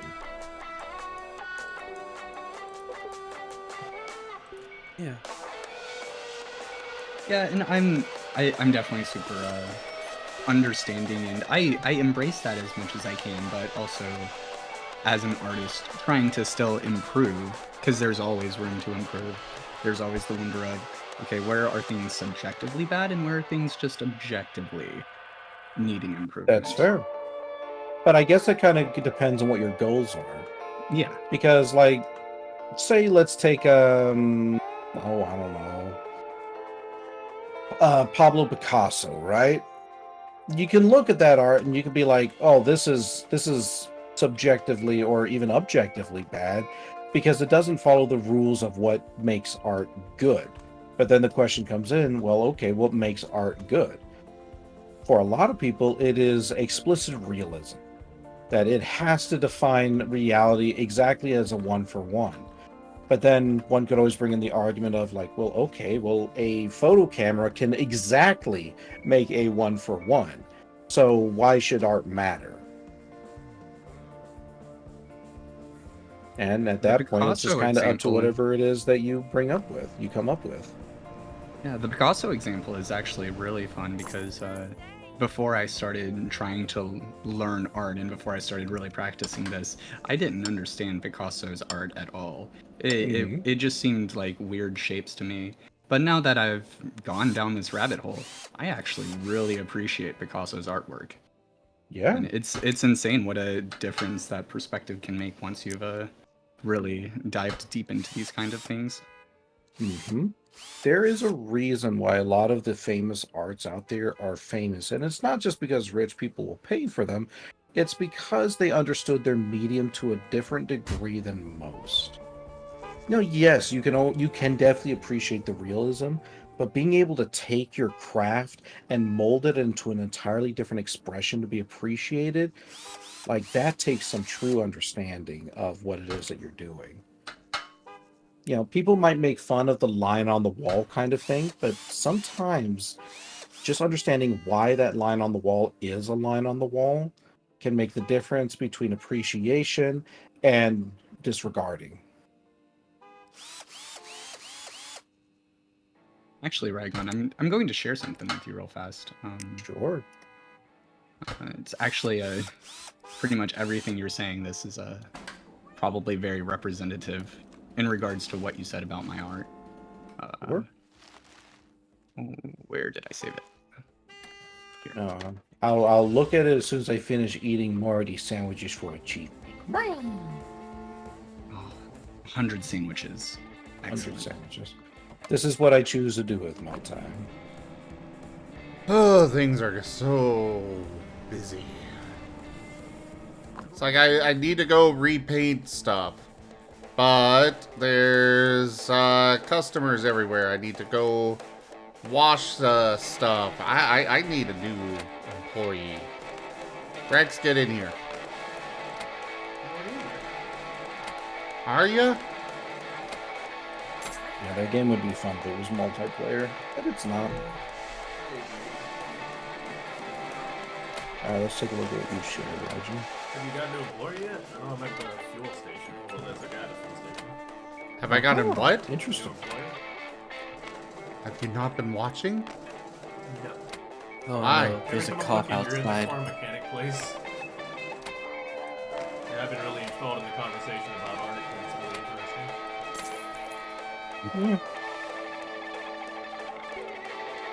I've been waiting on that car wash this whole time. Just waiting for you to go to the car wash. I haven't had the money. I gotta buy more stock and stuff. Oh, Zim already falling into the trap of stock buybacks to increase his own wealth. What? That's a thing? Yeah. It's actually a pretty big problem right now where essentially like rich companies, instead of investing in, things like quality of products or infrastructure or employee pay, they will just do something for stock buybacks. Now, I'm not going to say I know exactly how the system works, but from my understanding, by performing those stock buybacks, it increases their own personal wealth in some way. So a lot of them do it. To the point where they are essentially damaging their own business reputation with clients and even just straight up integrity and survivability in periods of drought. Companies messing up their integrity for their customers? I've never seen that a million times in the video game company. One of the classic one of the classic examples is actually the airport industry, where they essentially had a big crashes, especially during I think COVID. And they said like, oh well, if the government gives us like a billions and billions of dollars, we can survive and we can afford to keep our employees hired, and yada yada yada. Yeah. So the government's like, well, okay, that sounds like a good idea, and they gave them a bunch of money, and they spent that money on stock buybacks instead of supporting their employees, which they fired, and that obviously was an issue, but it's an issue that has, as far as I know, not been addressed. Yeah, a lot of stuff around COVID has not been addressed. That's why everybody works from home as So, much as they can. huge issue right now, stock buybacks, and I hope it gets addressed soon because it's a problem. Yeah, there's a lot of things to do with people owning stuff. And I think it was a good conversation about the idea of copyright. That was pretty jank as well. A lot of stuff. Money. Yeah. No, obviously I don't want to bring the conversation down. I'm just expressing that that's an issue. I can't remember how we necessarily got to I it. am good with whatever conversation, really. Well, you caught me in a Within mood. reason. I'm finally. Well, like I said, you caught me in a mood. I'm finally at that state where I'm tired, but not so tired that I can't function. So this is the Rygon you get right now. From my limited understanding, a lot of it comes from the fact that rates were 0% for a while, ever since the Great Financial Crisis, basically. Yeah. Oh, I'm sure there's a very big, complicated reasons for it all, but the impact is still the same. Employees weren't supported, customers suffered, and rich people just got richer. You see the same song and dance all over the place, and this is just another one of them.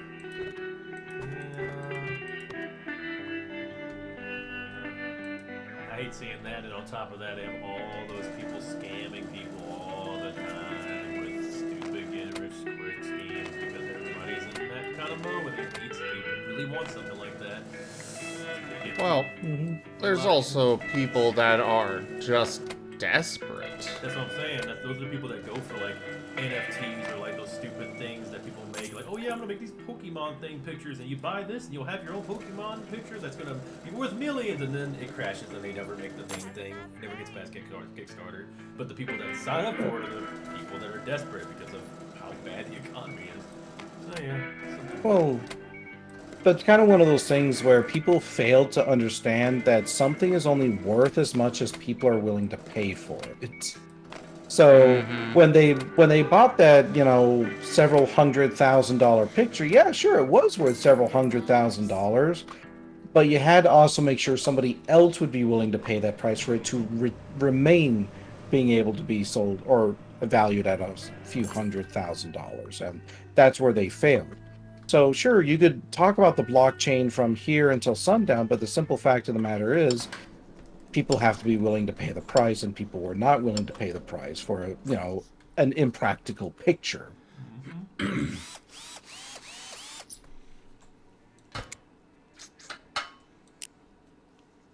of all that commission money down the drain. You could have got good pictures instead of pictures of really ugly monkeys.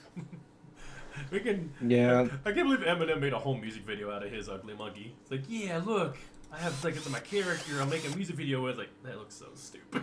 And it's there with Snoop Dogg. Honestly, that was the most disappointing thing about the whole thing. Was just like you said, it was just an ugly monkey picture. It wasn't even anything cool. Yeah, you could have had like a whole sauna and created your own like lion, Snoop Lion, like for real. But you made another ugly monkey picture. Like, he didn't even make it. He just bought it. He did your character here. He did a very bad your character here, and that's all he got. And he made a music video with it. So sad. I really honestly wonder who sold it to him and how rich they are right now for it. Who knows? Though knowing the industry, they probably went and spent that money on their own ugly monkey picture and immediately went bankrupt. Yup. Yeah, Ryjan, feel free to toss any topics at me right now. I'm in a mood for talking. I think we all are. Yeah, I'm just jumping on what you are talking about. I really don't have I'm really not good at creating the topics unless it's something random or something about bottoms, I suppose. But it just depends on what my headspace is at currently. Right now, I'm just enjoying I'm specifically targeting Raijin because I don't think Raijin's been a part of these conversations for, as far as I know. Good call. Well, right now I've got a art brain going, so all I can think of is shapes. What's your favorite shape? No shapes. I'm quite partial to the box. A box? Really? You can just do so much with the box. Everything can be boiled down to a box. I like Do you want a cylinder? Start with a box. Do you want a circle? Start with a box. A circle, if it's a perfect circle, will touch all sides of a perfect box. Boxes are great. 4 sides. You can put your Rex in a box. You can put your magnet in a box. Right.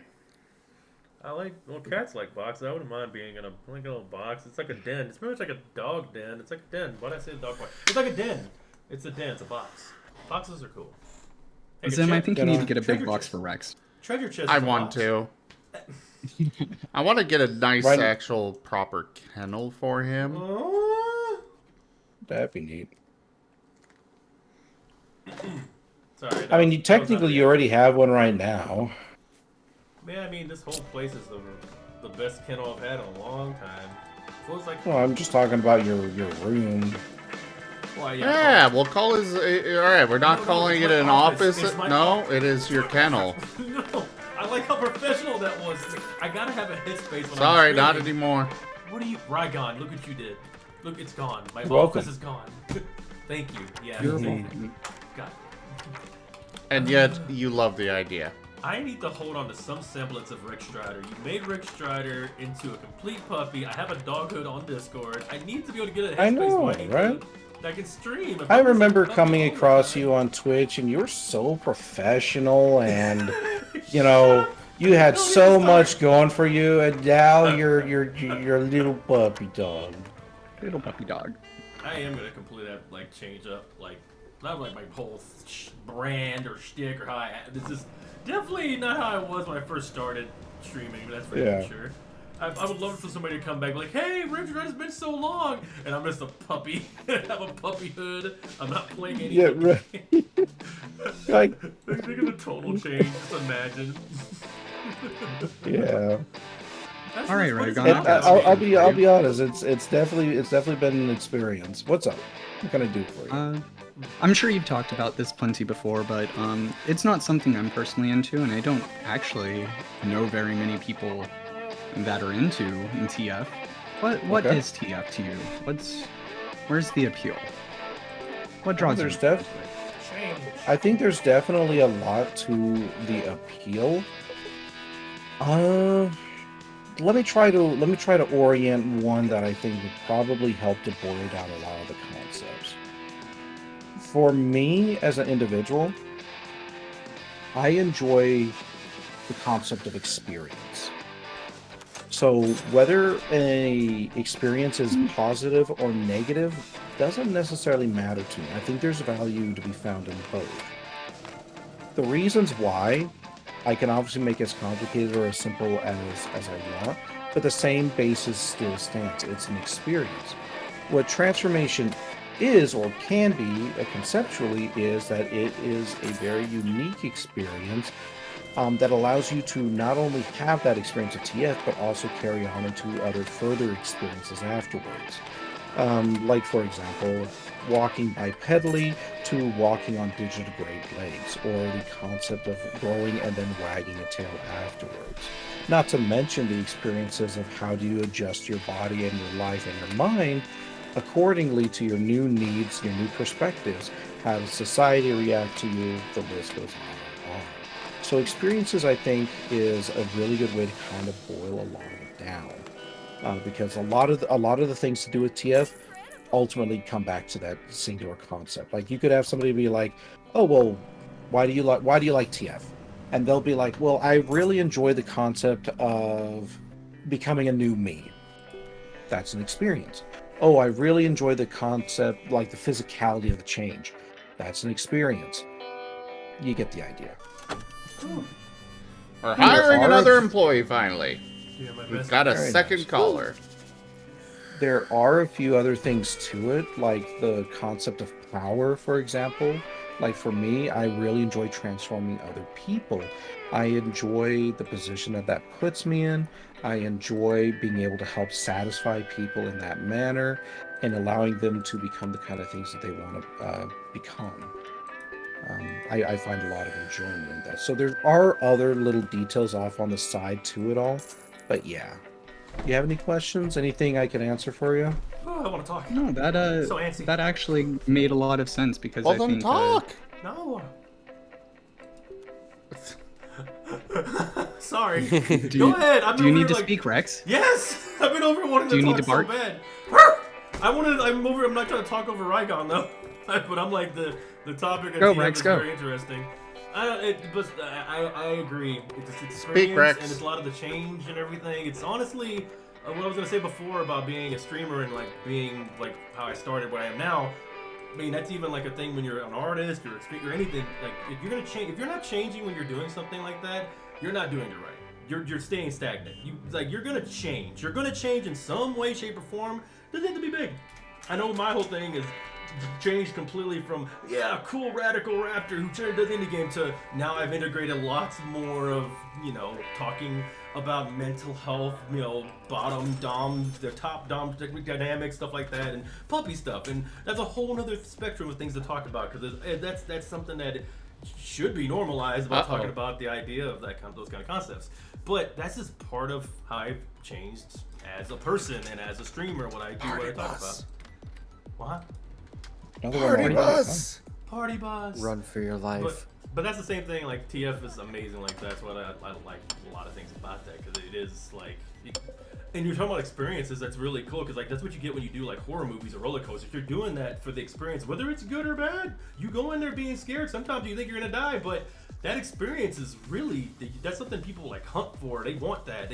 It's something that really helps you kind of like.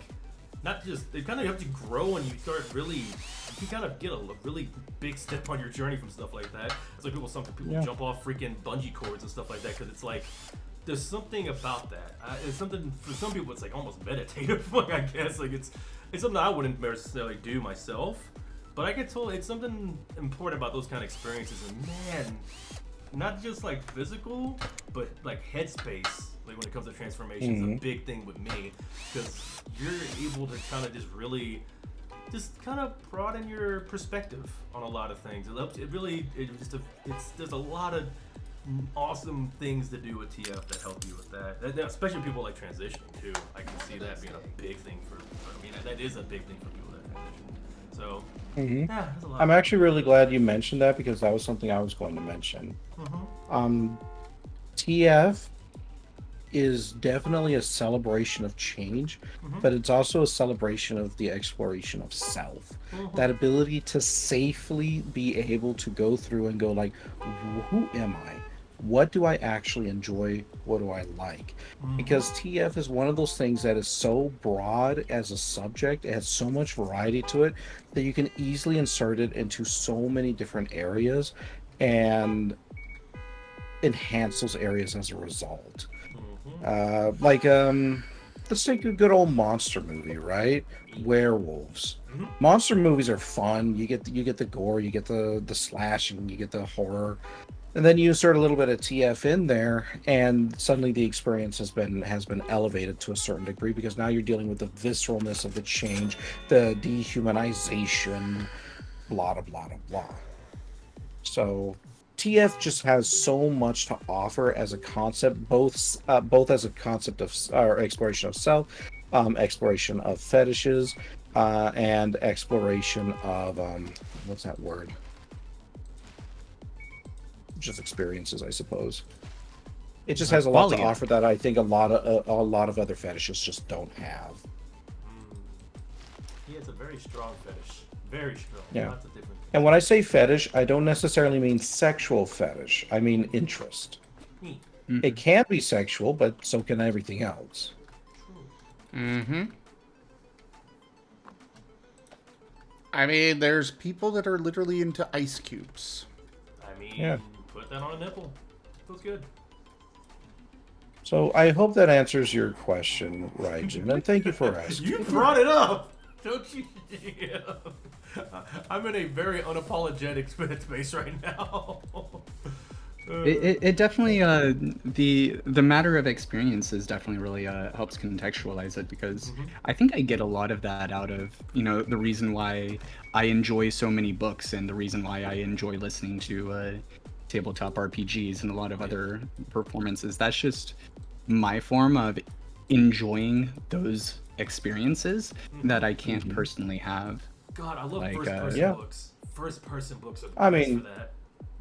you get exactly the same kind of thing just by playing a video game, like your basic shooter, for example, right? You get to have that experience of just going like, oh, I get to be cool, I get to gun down enemies, I get to be in a war zone, but it's safe. You're not actually out there having to go through the real horror of it all, but you still get to kind of have that taste to satisfy the itch. Enjoy the arc thrower. Enjoy the art. Give I Zappy guess the really hugs. I guess the really interesting part is that we're so unique in that everyone can have their own preferred way of enjoying those experiences, because like shooting games just don't really do anything for me. I can enjoy video games for sure, but for me it's never been anything close to what a good book has done to me. Like the way book series like Wheel of Time have changed my life. I've cried more over books than I have over things that have happened in my own life, and I've experienced plenty of traumas myself. So it's just it's really interesting how it can be so different for people. And that's one of the reasons why a lot of people, or at least enough people, enjoy TF, because there's just so much to it. You want to become a shoe, you can become a shoe. You want to become a gal or a guy, you can become a gal or a guy. You want to become an entirely different species, you can become an entirely different species. There's something in there, I think, for everybody to a certain extent. Yeah, sure, it's not for everyone, but that's the same with everything. Like French cooking, for example. A lot of people apparently really enjoy French cooking. It's not quite for me. I'd be happy with a plain old Italian pasta dish any day. Doesn't mean it's not good. It just means that I have my own preferences. TF just happens to have more preferences than other things, in my opinion.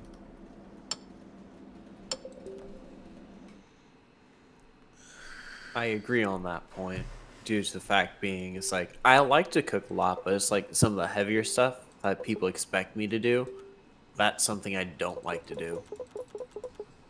I don't like cooking at all, really.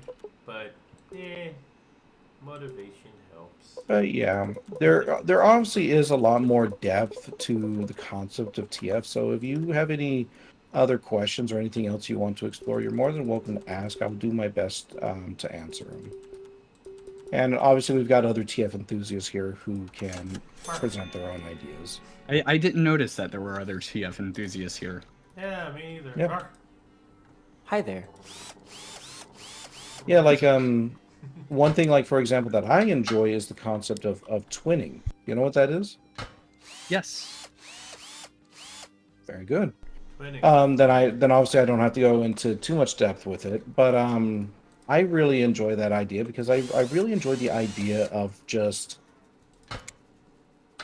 not necessarily erasing and replacing, but rather having that celebration of self, Yeah. That idea of like, hey, I am worth being, like somebody else is worth being me, or I am worth having somebody else be me, that sort of thing. Hell yeah. It's definitely a bit of a self-esteem boost to just go like, hey, I'm actually pretty cool enough that other people would like to be me. And to bounce off that at the same time, I like it because as the other person, you get to help boost somebody else up, and you get to just get out of your own headspace and kind of really get into someone else's, kind of headspace for a while as well. It's very relaxing to not have to worry about your stuff. You're kind of focused on, someone else, and plus, like, it feels good to help somebody boost somebody up like that, and really get into that. But it was really cool seeing two Rykons. That was actually dope. What's up, Rex? I saw you twinning before. It was really cool. There was two Rygons in the voice chat. I forgot who the other person was. Doesn't matter to say because I, don't want to, say they're unless they don't want to. Yeah. But yeah, two Rygons in the voice chat. That was cool. It was fun. Yeah. It's not something I dive into super often, but I enjoy it when I do have that scratch to itch. Yeah, yeah, yeah. I wasn't Yeah? ready to. Wait, I what? wasn't ready seeing that. What? The way he put that scratch to itch. Meh. He did the mix up.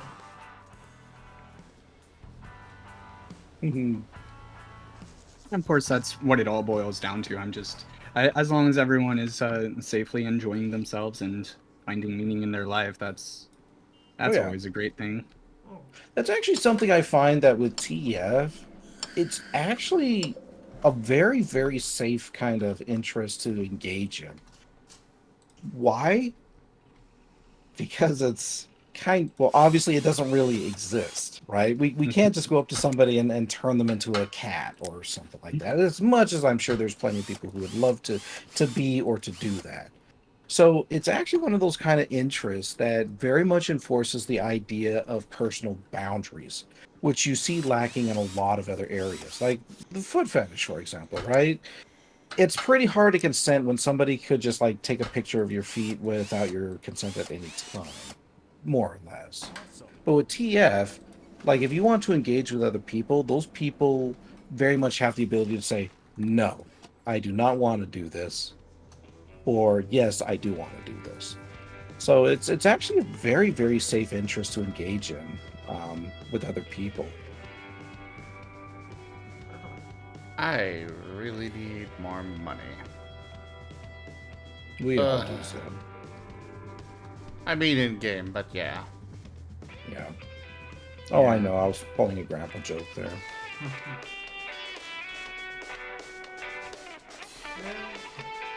That being said, I'd say the same for hypnosis. I haven't really seen anybody who's like literally so like susceptible to hypnosis that they could just get hit by from like back like splash damage using that quote.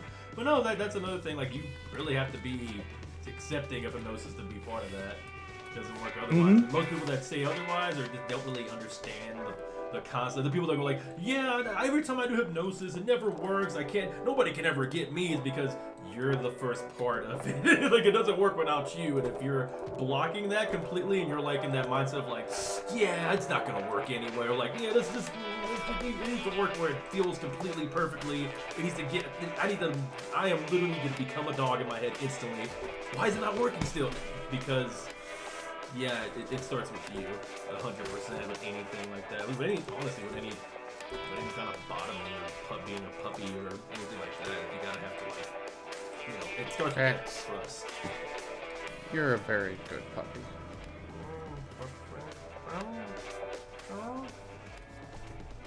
You're my good puppy. Yeah. Sitting there with your collar on. So admit, cute. Yeah. Yeah, that's basically my point. Yeah. Lost my train of thought. Go ahead.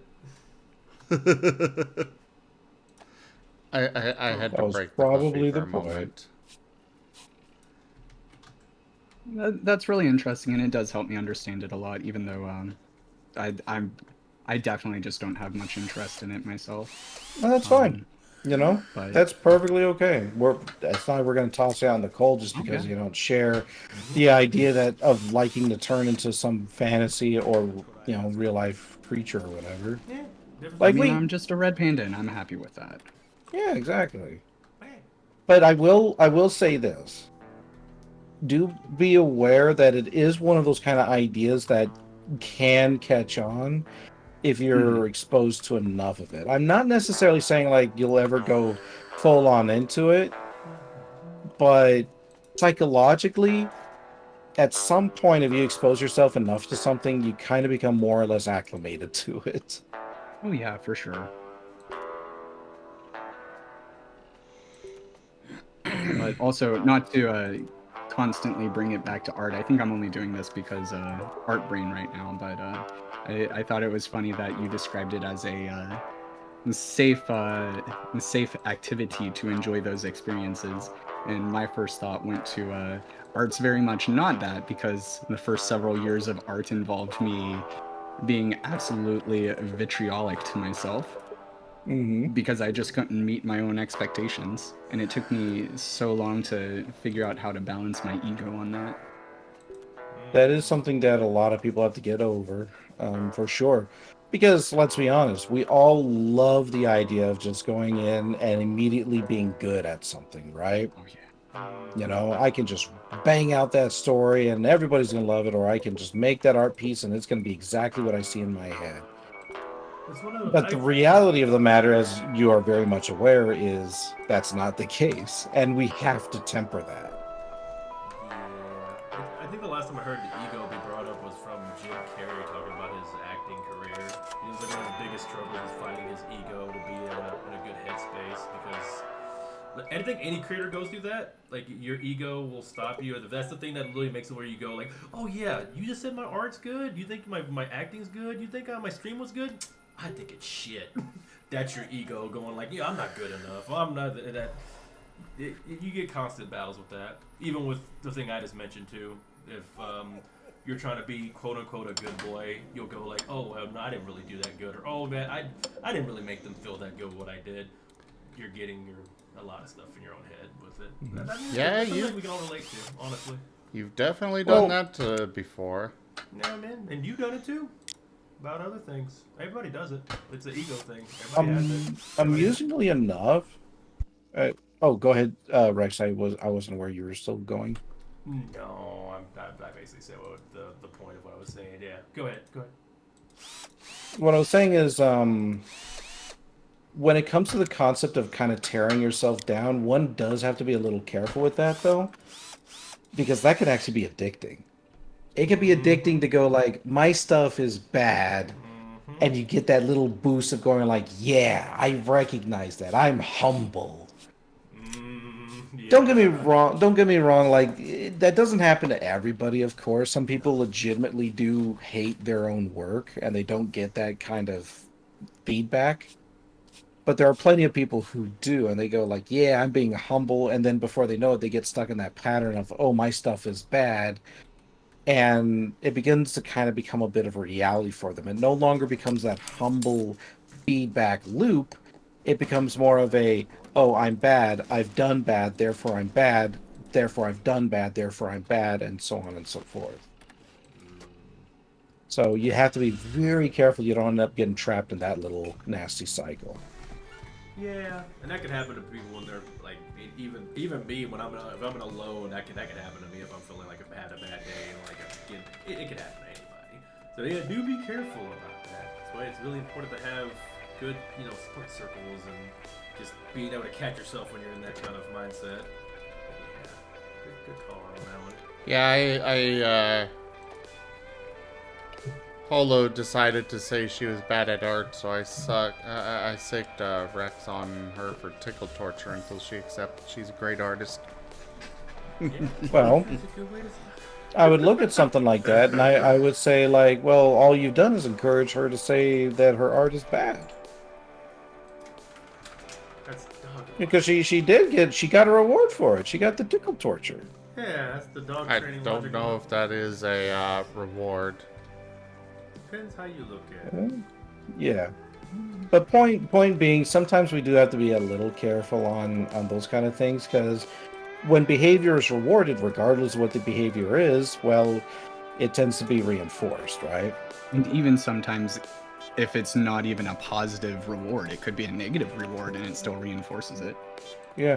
I love how well, it would be positive, but it's positive to the individual. Like the kid who throws a tantrum because they get attention, right? Like they may get yelled at by the parent, but their parent is still giving them attention. This is funny. I learned how this by training a dog. This is literally the stuff like, oh yeah, if your dog is basically running around barking, you don't start playing with it. You have to like ignore them until they stop barking, and then you play with them so they can know that they shouldn't be barking to get your attention. So yeah, it's funny. I'm just. But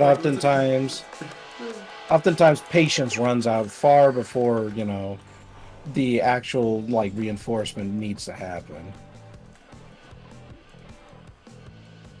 And you see this kind of stuff in like people who do self degradation or self self-deprecation, something like that, Degradation. where they talk bad about themselves, right? And then they get that Self-deprecation. self-deprecation.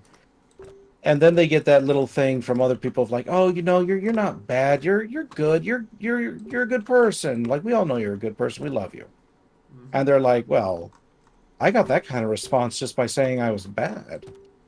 Why wouldn't I want to say that I'm bad? I got positive attention from that. Yeah, you know what's? I'll admit something.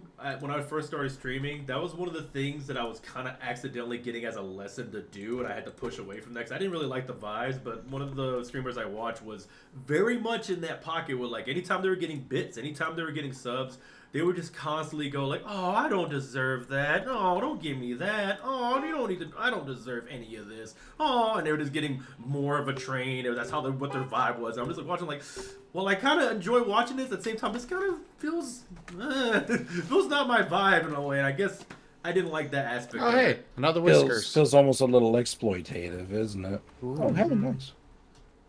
But the thing is that people don't oftentimes do that on purpose. It just kind of happens. So, Raijin, I am glad you were able to kind of recognize that, like, hey, you had to be humble about your work, right? You had to be humble about your progress. But I think from what I hear, you're being humble, and you have the right perspective on it. Like, instead of going like, "Oh, I'm bad," you're going like, "Oh, I'm bad, and that's okay." Or rather, not that I'm bad, but I just need improvement, and that's okay. Yeah, and at the end of the day, with this, it's just a whole lot more time investment than I had for a lifetime, honestly. Like, I'm going to be on my deathbed and be like, man, if only I had another 3,000 years to perfect my art style. Well, with Only I could AI, be I'm sure it could perfect it for you. Oh my god. I hate AI art so much. But that's obviously a separate topic. Speaking of separate topic, but that's an interesting topic to talk about. That is one of those dangerous topics since everybody feels so strongly about that one. But Christoph, that's peaks over at people not calling themselves cute, which motivates people to just call it more.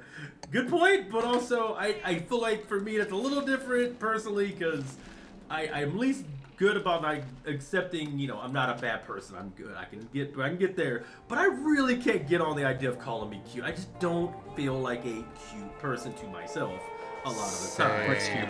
It's just for somebody who has I don't like my own body. It's like that's why I'm a furry. I would rather be in a different body altogether. But I can realize I have I have cute qualities. I have stuff that people could find cute. It's just me, myself, looking at myself in the mirror. I can't just look at myself and be like, you're a cutie.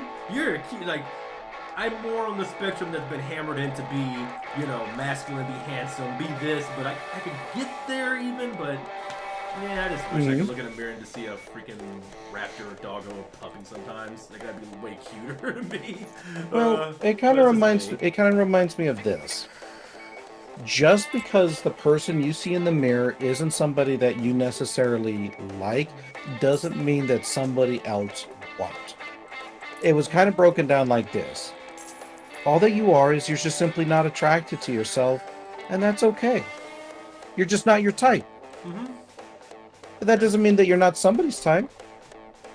That's why I like to say like I'm cute for Master Zim because, well, for a while I was actually still scared, honestly, that he would just completely be, turned off by how I look.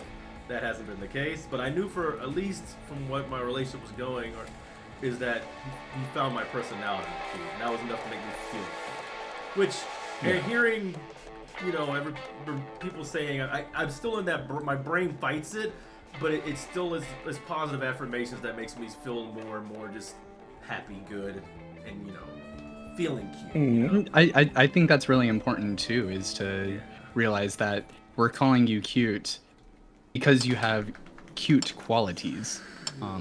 I think the way you react and the way you hold yourself and your voice are cute. I haven't seen you physically, but just because I haven't physically seen you doesn't somehow preclude your cuteness. Oh, in real life, he is adorable. I bet he is. Okay, sure. okay, move. And I wasn't hunting for. We can move on to something else. But Look at that cutie. Let's go ahead and give that I'll ruin this negative whole positive conversation. reinforcement. AI art. About AI art. Go ahead and talk about that for a little bit. Let's ruin this. Is train wreck this conversation. Mostly because I'm pretty sure if we talk about that, we're just going to be, preaching to the choir on it. We know the dangers of it. We know the issues with it. What's up? How do you feel about personality tests, Egon? Personality tests? Especially for your line of work. Oh, shit. Inconclusive. Inconclusive? That's about what they are. Yeah. Yeah. I mean, I personally don't like the Myers-Briggs, but I really like Enneagram. Just not in like the way some people look at the horoscope, but just in a general sense. Well, the Enneagram is one that I've liked. You can kind of think of it like this. They're interesting. They can certainly help one to explore, validate, and determine certain aspects of themselves, but they're not a Bible. And the reason why is because we simply just don't know what makes people tick yet. We're still in the process of discovering that whole black box issue. So to go over to like an IQ or Myers-Briggs personality, or even just standardized tests and saying like, this is the thing that determines this quality for a person, is simply disingenuous at best. I will Yes, also... they can help reveal a little bit, but they're not gospel. They're not something that you can take as saying like, yes, this is a full 100% true determination. Something to go along with that I've actually seen people fall into is the concept that you have to be part of something. And what I mean by that is, I had a friend who got really upset because he didn't feel like he was gay, or that he felt that he fit in as gay, that he fit in as pan or bi, he wasn't ace, etc., etc. And I'm like, dude, it's okay to just have your own interest. It's okay to be attracted to whatever you want. You don't have to fit into one of these categories. And that, in my opinion, ties into the whole concept of the personality tests, is that they are putting people into these brackets. It's like, oh, you are this, that, and the other thing. Thus, you cannot possibly get along with this kind of other person that's in this category. And it's... I don't know if personality tests necessarily do that. That's more like a horoscope thing. But I hope you understand what I'm getting at with that kind of statement, though. I think so. I mean, I get what you're trying to say, but that's also one of those things where, at least in my experience, personality tests haven't really gone the route of... What's up? Rex. You can finally afford the car wash? Yes. Woo! It's been 1,500 years and I have so much rust on my hood. I could use a wash. He's been so eager for me to open the car wash. Mm-hmm. I keep it so late in the game. Wanted that car wash the whole time. It's been broken down the whole time. Yeah, it's like I'm probably gonna talk a lot of shit, but if I recall right, the whole concept that makes sense psychology-wise, like humans want, we're pack animals. We want to be part of a group. We want to be accepted in society. We want to be able to easily be defined sometimes. And if we can't, socially, a lot of us do. I like it when people can be like, fuck it, I'm just me. But it's not easy for a lot of people to get that because there's so much societal pushback if you're not this, that, or the other. Heck, it was hard enough being, you know, gay in Texas a little bit when I was first learning about myself, let alone realizing, oh, I'm not just gay, I'm okay with everything, including trans. And also I like the idea of a giant anthro wolf freaking fucking me in the back of a freaking Waffle House. Can't tell that to my football friends. That kind of shit. You can't be... That's oddly specific. Yeah, you can't be ostracized by not having a good label. So those labels tend to get imported to people that in that situation. So I can see the draw to like trivia questions and stuff like that, giving you that kind of label. But it's a bunch of shit. I wish people wouldn't care about it as much, but sadly, that's what. Well, you can kind of think of it like this. Yeah. There is the good and the bad to it. Yes, labels constrict, but they also support. Like, imagine, right? You're that kid. You're in a state. You're having these feelings. You have no idea what this is about. Mm-hmm. You like we'll take the simple concept of an individual being gay, right? You know you like boys, or at least you think you like boys. You get these strange feelings. You are trying to still discover yourself. Everyone around you is saying like, no, this isn't really a thing. People like good people don't do that. Whatever. And then you come across a simple term, gay. Something is wrong with water pressure. Close the car wash. Oh, okay. I don't like this subject we're on only due to the fact being my dad was. Well, can I finish my thought? thought? I think I get what he's. Yeah. I think I get where Ragon's going with this, and it's a good direction. One sec, guys. Something's going on with the game here. I guess I've got low water pressure, and I gotta find the sewer entrance in the junkyard. Oh, that, okay. Well, this is spooky as hell. I didn't think you were going to a whole damn sewers. Oh! What? Did you not hear that roar? No, not at all. What's up? What's wrong? It's all in your head. You think It's a about horror it game over now. and over again. Don't worry about the gator. That'll probably make you dead. It's gonna hurt so bad. I should be careful in there. I heard a gator. I'm not gonna even fuck with you. Hey, wait. Dennis has some graffiti in here. That means it should be kind of safe, right?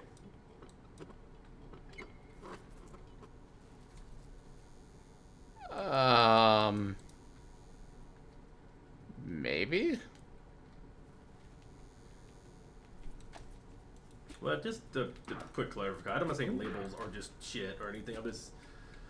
I hate that feeling that you have to be defined in some way when it's like you have to be mainly like you have to be what society likes, straight, you have to be this or something, but it just irks me whenever it's like put in a way that hurts, you know. But I get what you're saying though. It's keep going. I'm gonna let you finish your thought, Ragon, because you're going in a good place with it. I think I have a feeling what you're gonna say, but Door locked. Find a way to unlock the door. Okay, I need to go. I'm guessing follow this wire.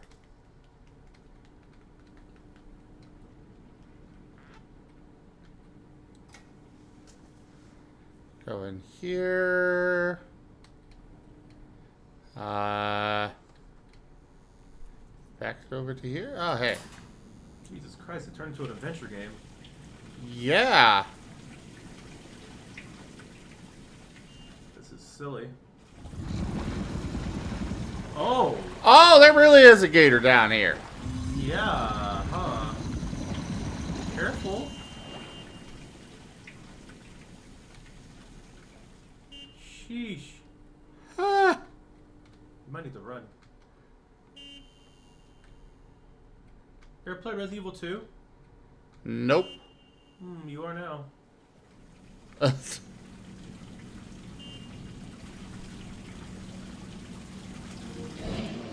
Jump!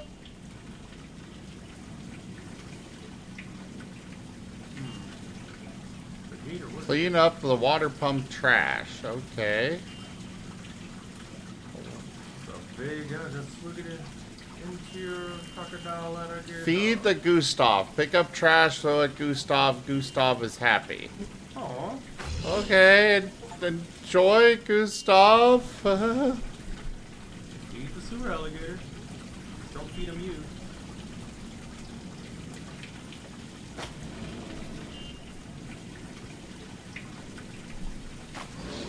Just feeding an alligator trash. Don't mind us. Background good to continue? It's okay. I'm sorry, Ragon. This was something different and interesting. They haven't seen something just different in a while. Been a lot of groceries and whatnot. I just thought it was going to be a car wash. I was hyped for that, but now we're feeding an alligator.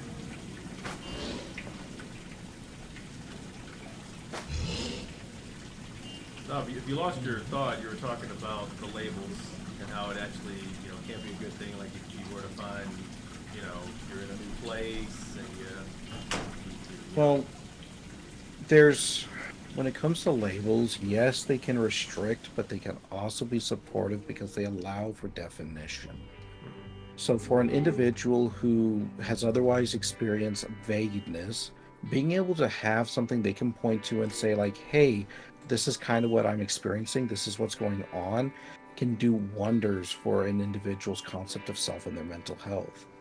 Yeah, sure, nobody likes being just put into a little box, but sometimes being able to point at something and saying like, this is a part of who I am, that's good. Like, and it doesn't even have to be such concepts as like being gay or anything like that. It could be something as simple as just a medical disorder.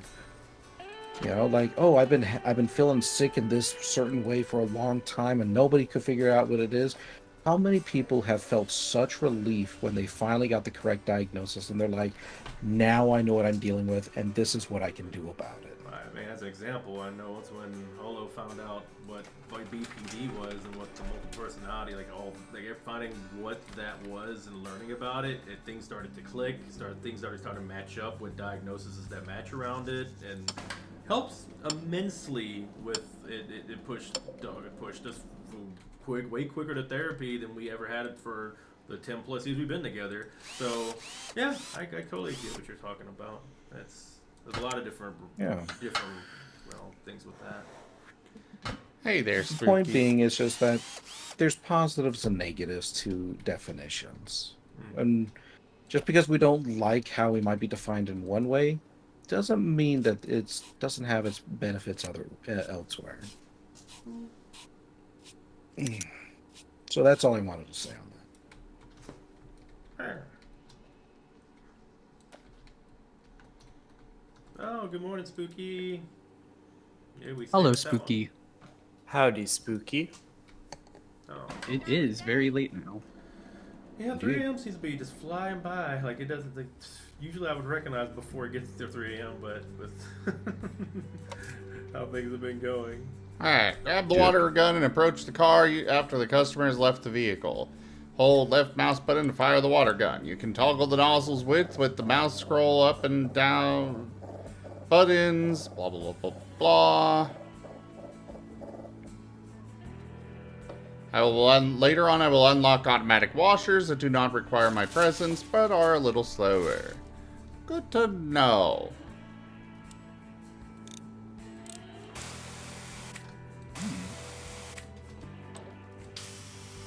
Why is that an ugly color?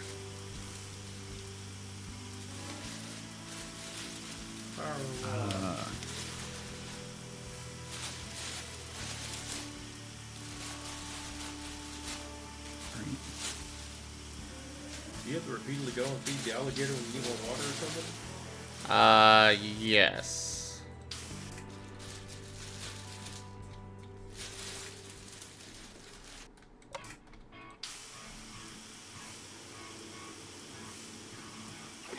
I brought up the personality test because I do agree that for some people, and I feel like I see this a lot with the Myers-Briggs in particular, for some people they'll really latch onto that label, and that'll just become the only thing that they have in their life as an identity, and I think that probably pushes along the lines of unhealthy.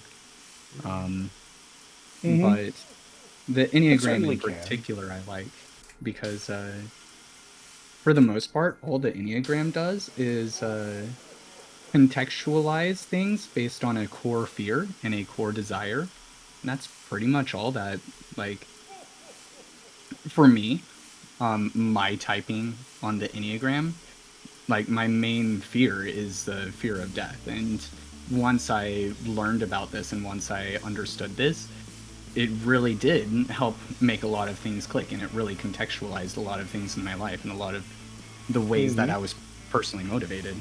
And I think that can be one of the benefits we have to it. It's obviously not an exact science. We can't just boil down people into a number or a series of letters, but... Indeed. Well, I mean, then that's kind of the issue with like IQ tests and personality tests and all those kind of tests is they're not, they don't have the ability to completely 100% define an individual based on the simple fact that if an individual were to take those tests twice, they'll get different scores. That's it. A test, a true test, is meant to just do something once and get a completely 100% accurate score the first time. At least that's what an appropriate test is supposed to do. Because why? Right. Because it's measuring a very definable thing. And unfortunately, personality tests and IQs aren't definable. You know? One of the interesting things I always experienced whenever I'd have to do Myers-Briggs, because, you know, it gets brought up in the employment world even, because it's so popular. Every single time I would take it, I would flip-flop on being either an introvert or an extrovert. Very wildly, too. Like, I've never just been 50-50 on it. I've just been like, okay, today I'm 80% extrovert. Tomorrow I'm 80% introvert. Yep. But, you know, at the same time, somebody could take something like that and go like, oh, well, okay, you're fluid in that matter. This is something that you can now use to help define yourself and anticipate your needs and go like, oh, you know what, I'm feeling more energy today. That means I can go out with people, or, oh, I'm not quite feeling it today. This is a stay-in day, and both are perfectly okay. Yeah. That's actually one of the reasons why I have the job I have, because part of my job is to be able to sift through all of those little details to find out what is going on and how to not necessarily exactly define a person, but help structure them in a way that they can find positive progress. You know, when I give a diagnosis, I'm not giving a diagnosis because of like a depression just because a person is kind of sad. I'm giving it based upon a strict set of criteria that I identify through listening through what they have to tell me, through tests, and so on and so forth. It's not just one definable thing.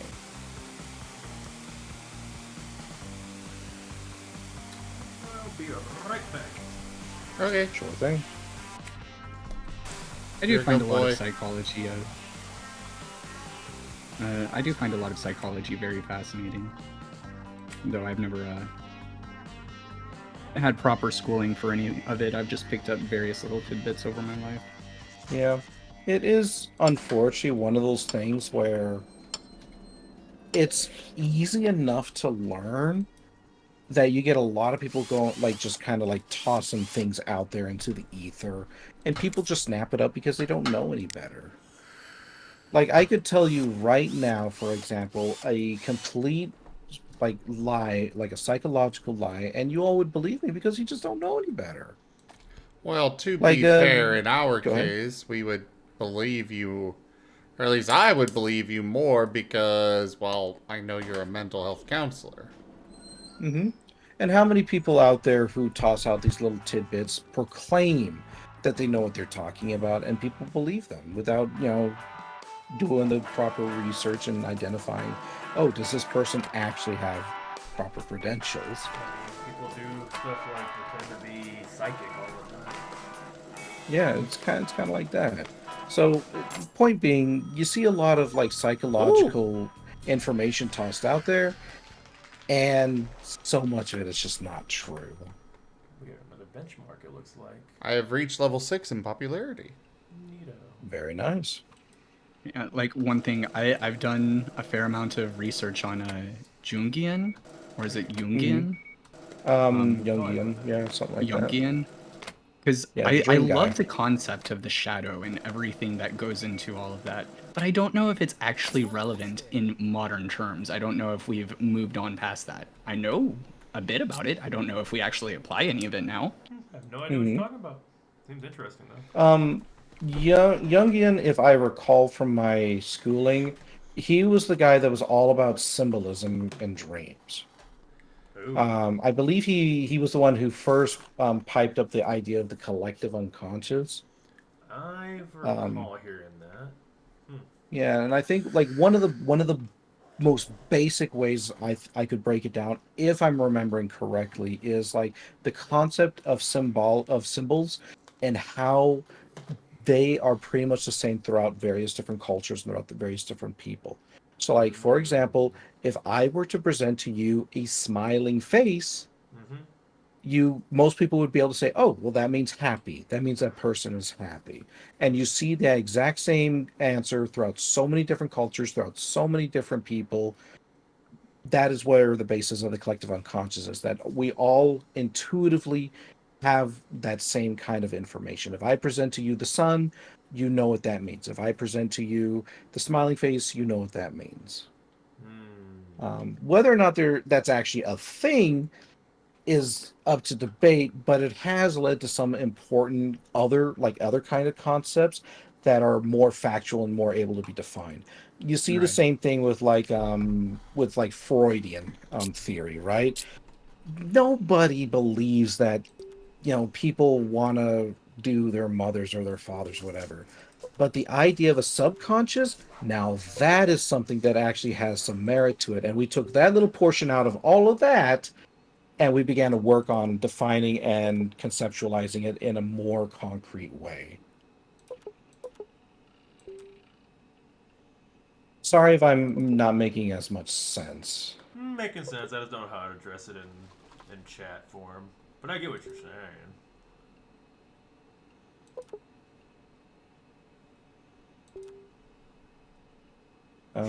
But yeah, Jungian, it was kind of the same way. He was like a student of Freud, if I recall.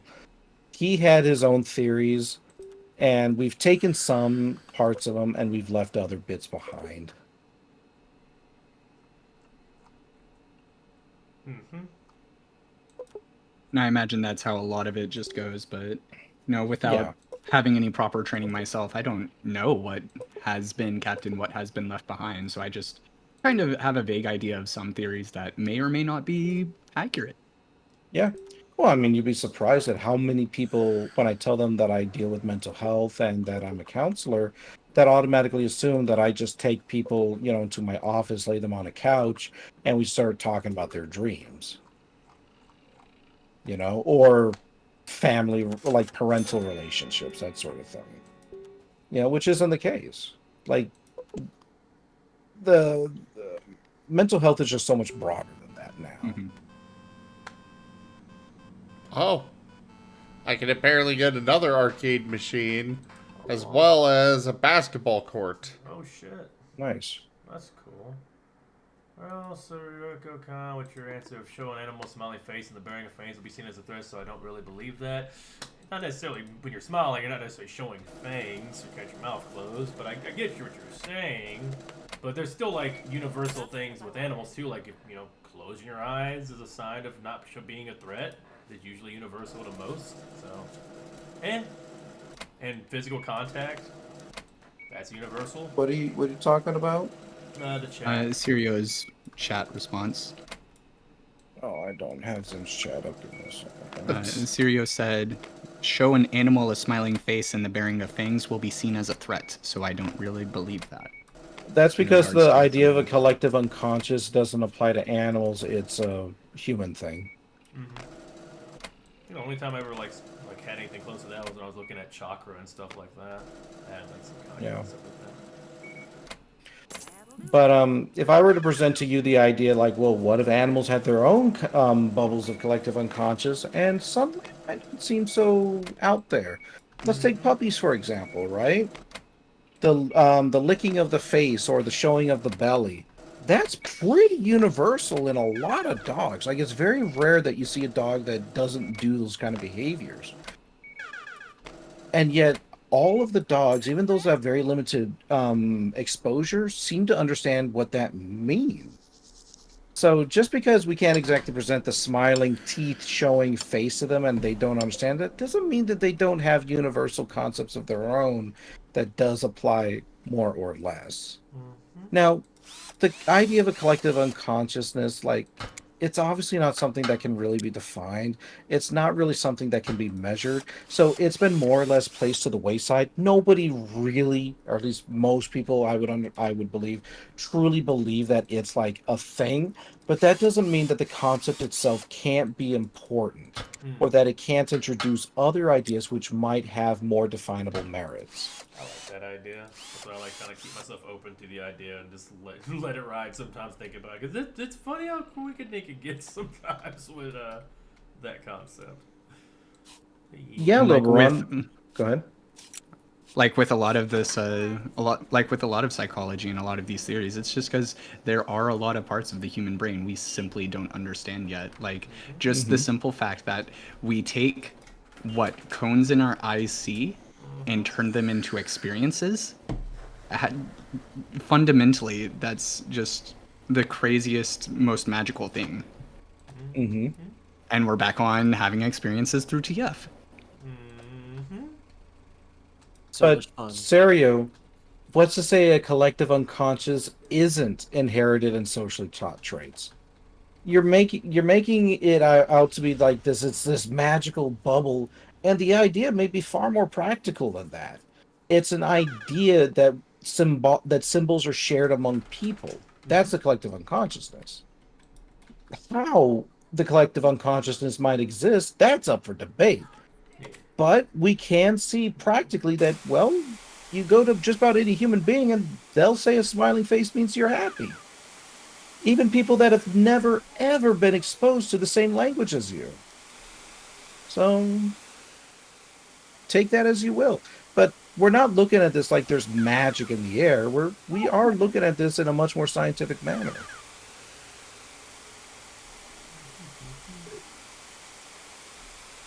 Well, sure, Serio, but people like that have also used many other things to try and make their arguments. That doesn't make the collective unconsciousness bad. It just simply has made it a tool for them to abuse. You see the same thing with the Bible. You see the same thing with pseudoscience. You see the same thing with factual statements that have nothing to do with that kind of stuff. That's just what people do. And Loberon says, isn't mental health still in its infancy? I remember it's evolving very fast, but so many different truths. Yeah, it is. Mental health, comparatively to a lot of the sciences, is incredibly brand new. It is the new kid on the block. Like, you look at chemistry and math, right? Those things have had centuries to develop. Mental health, at best, maybe 100 years, maybe 150. Definitely not the thousands that the others have had the privilege of having. So that's one of the reasons why mental health is so subject to the pseudosciences, to falsities, to people misusing, mislabeling, and abusing it. Because frankly, it's still in its period of discovery, and people are like, well, all I see is this nice big present that I can just make out to be my own little thing however I wish.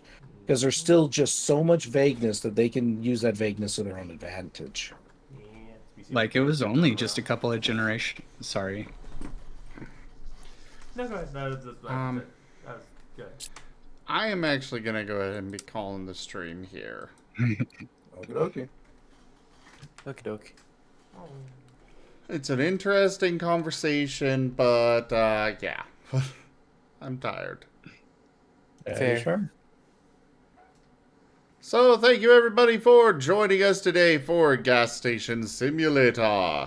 Check out our website, zgfgaming.com. We've got links for our Discord, Telegram, Mastodon, Blue Sky, Patreon, and more.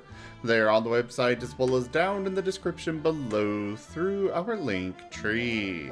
Thank you to my patrons, tippers, and subscribers.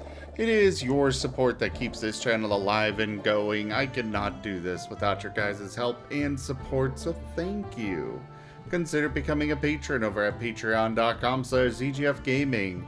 It's one of the best ways to support the channel, though you can also do so by picking up some merch over at zgfgaming.store, tipping to the channel directly, or picking up some art from the many great artists that I manage for. But for now, thank you all so much for joining, and I bid you the most fondest adieu. Keep it rad.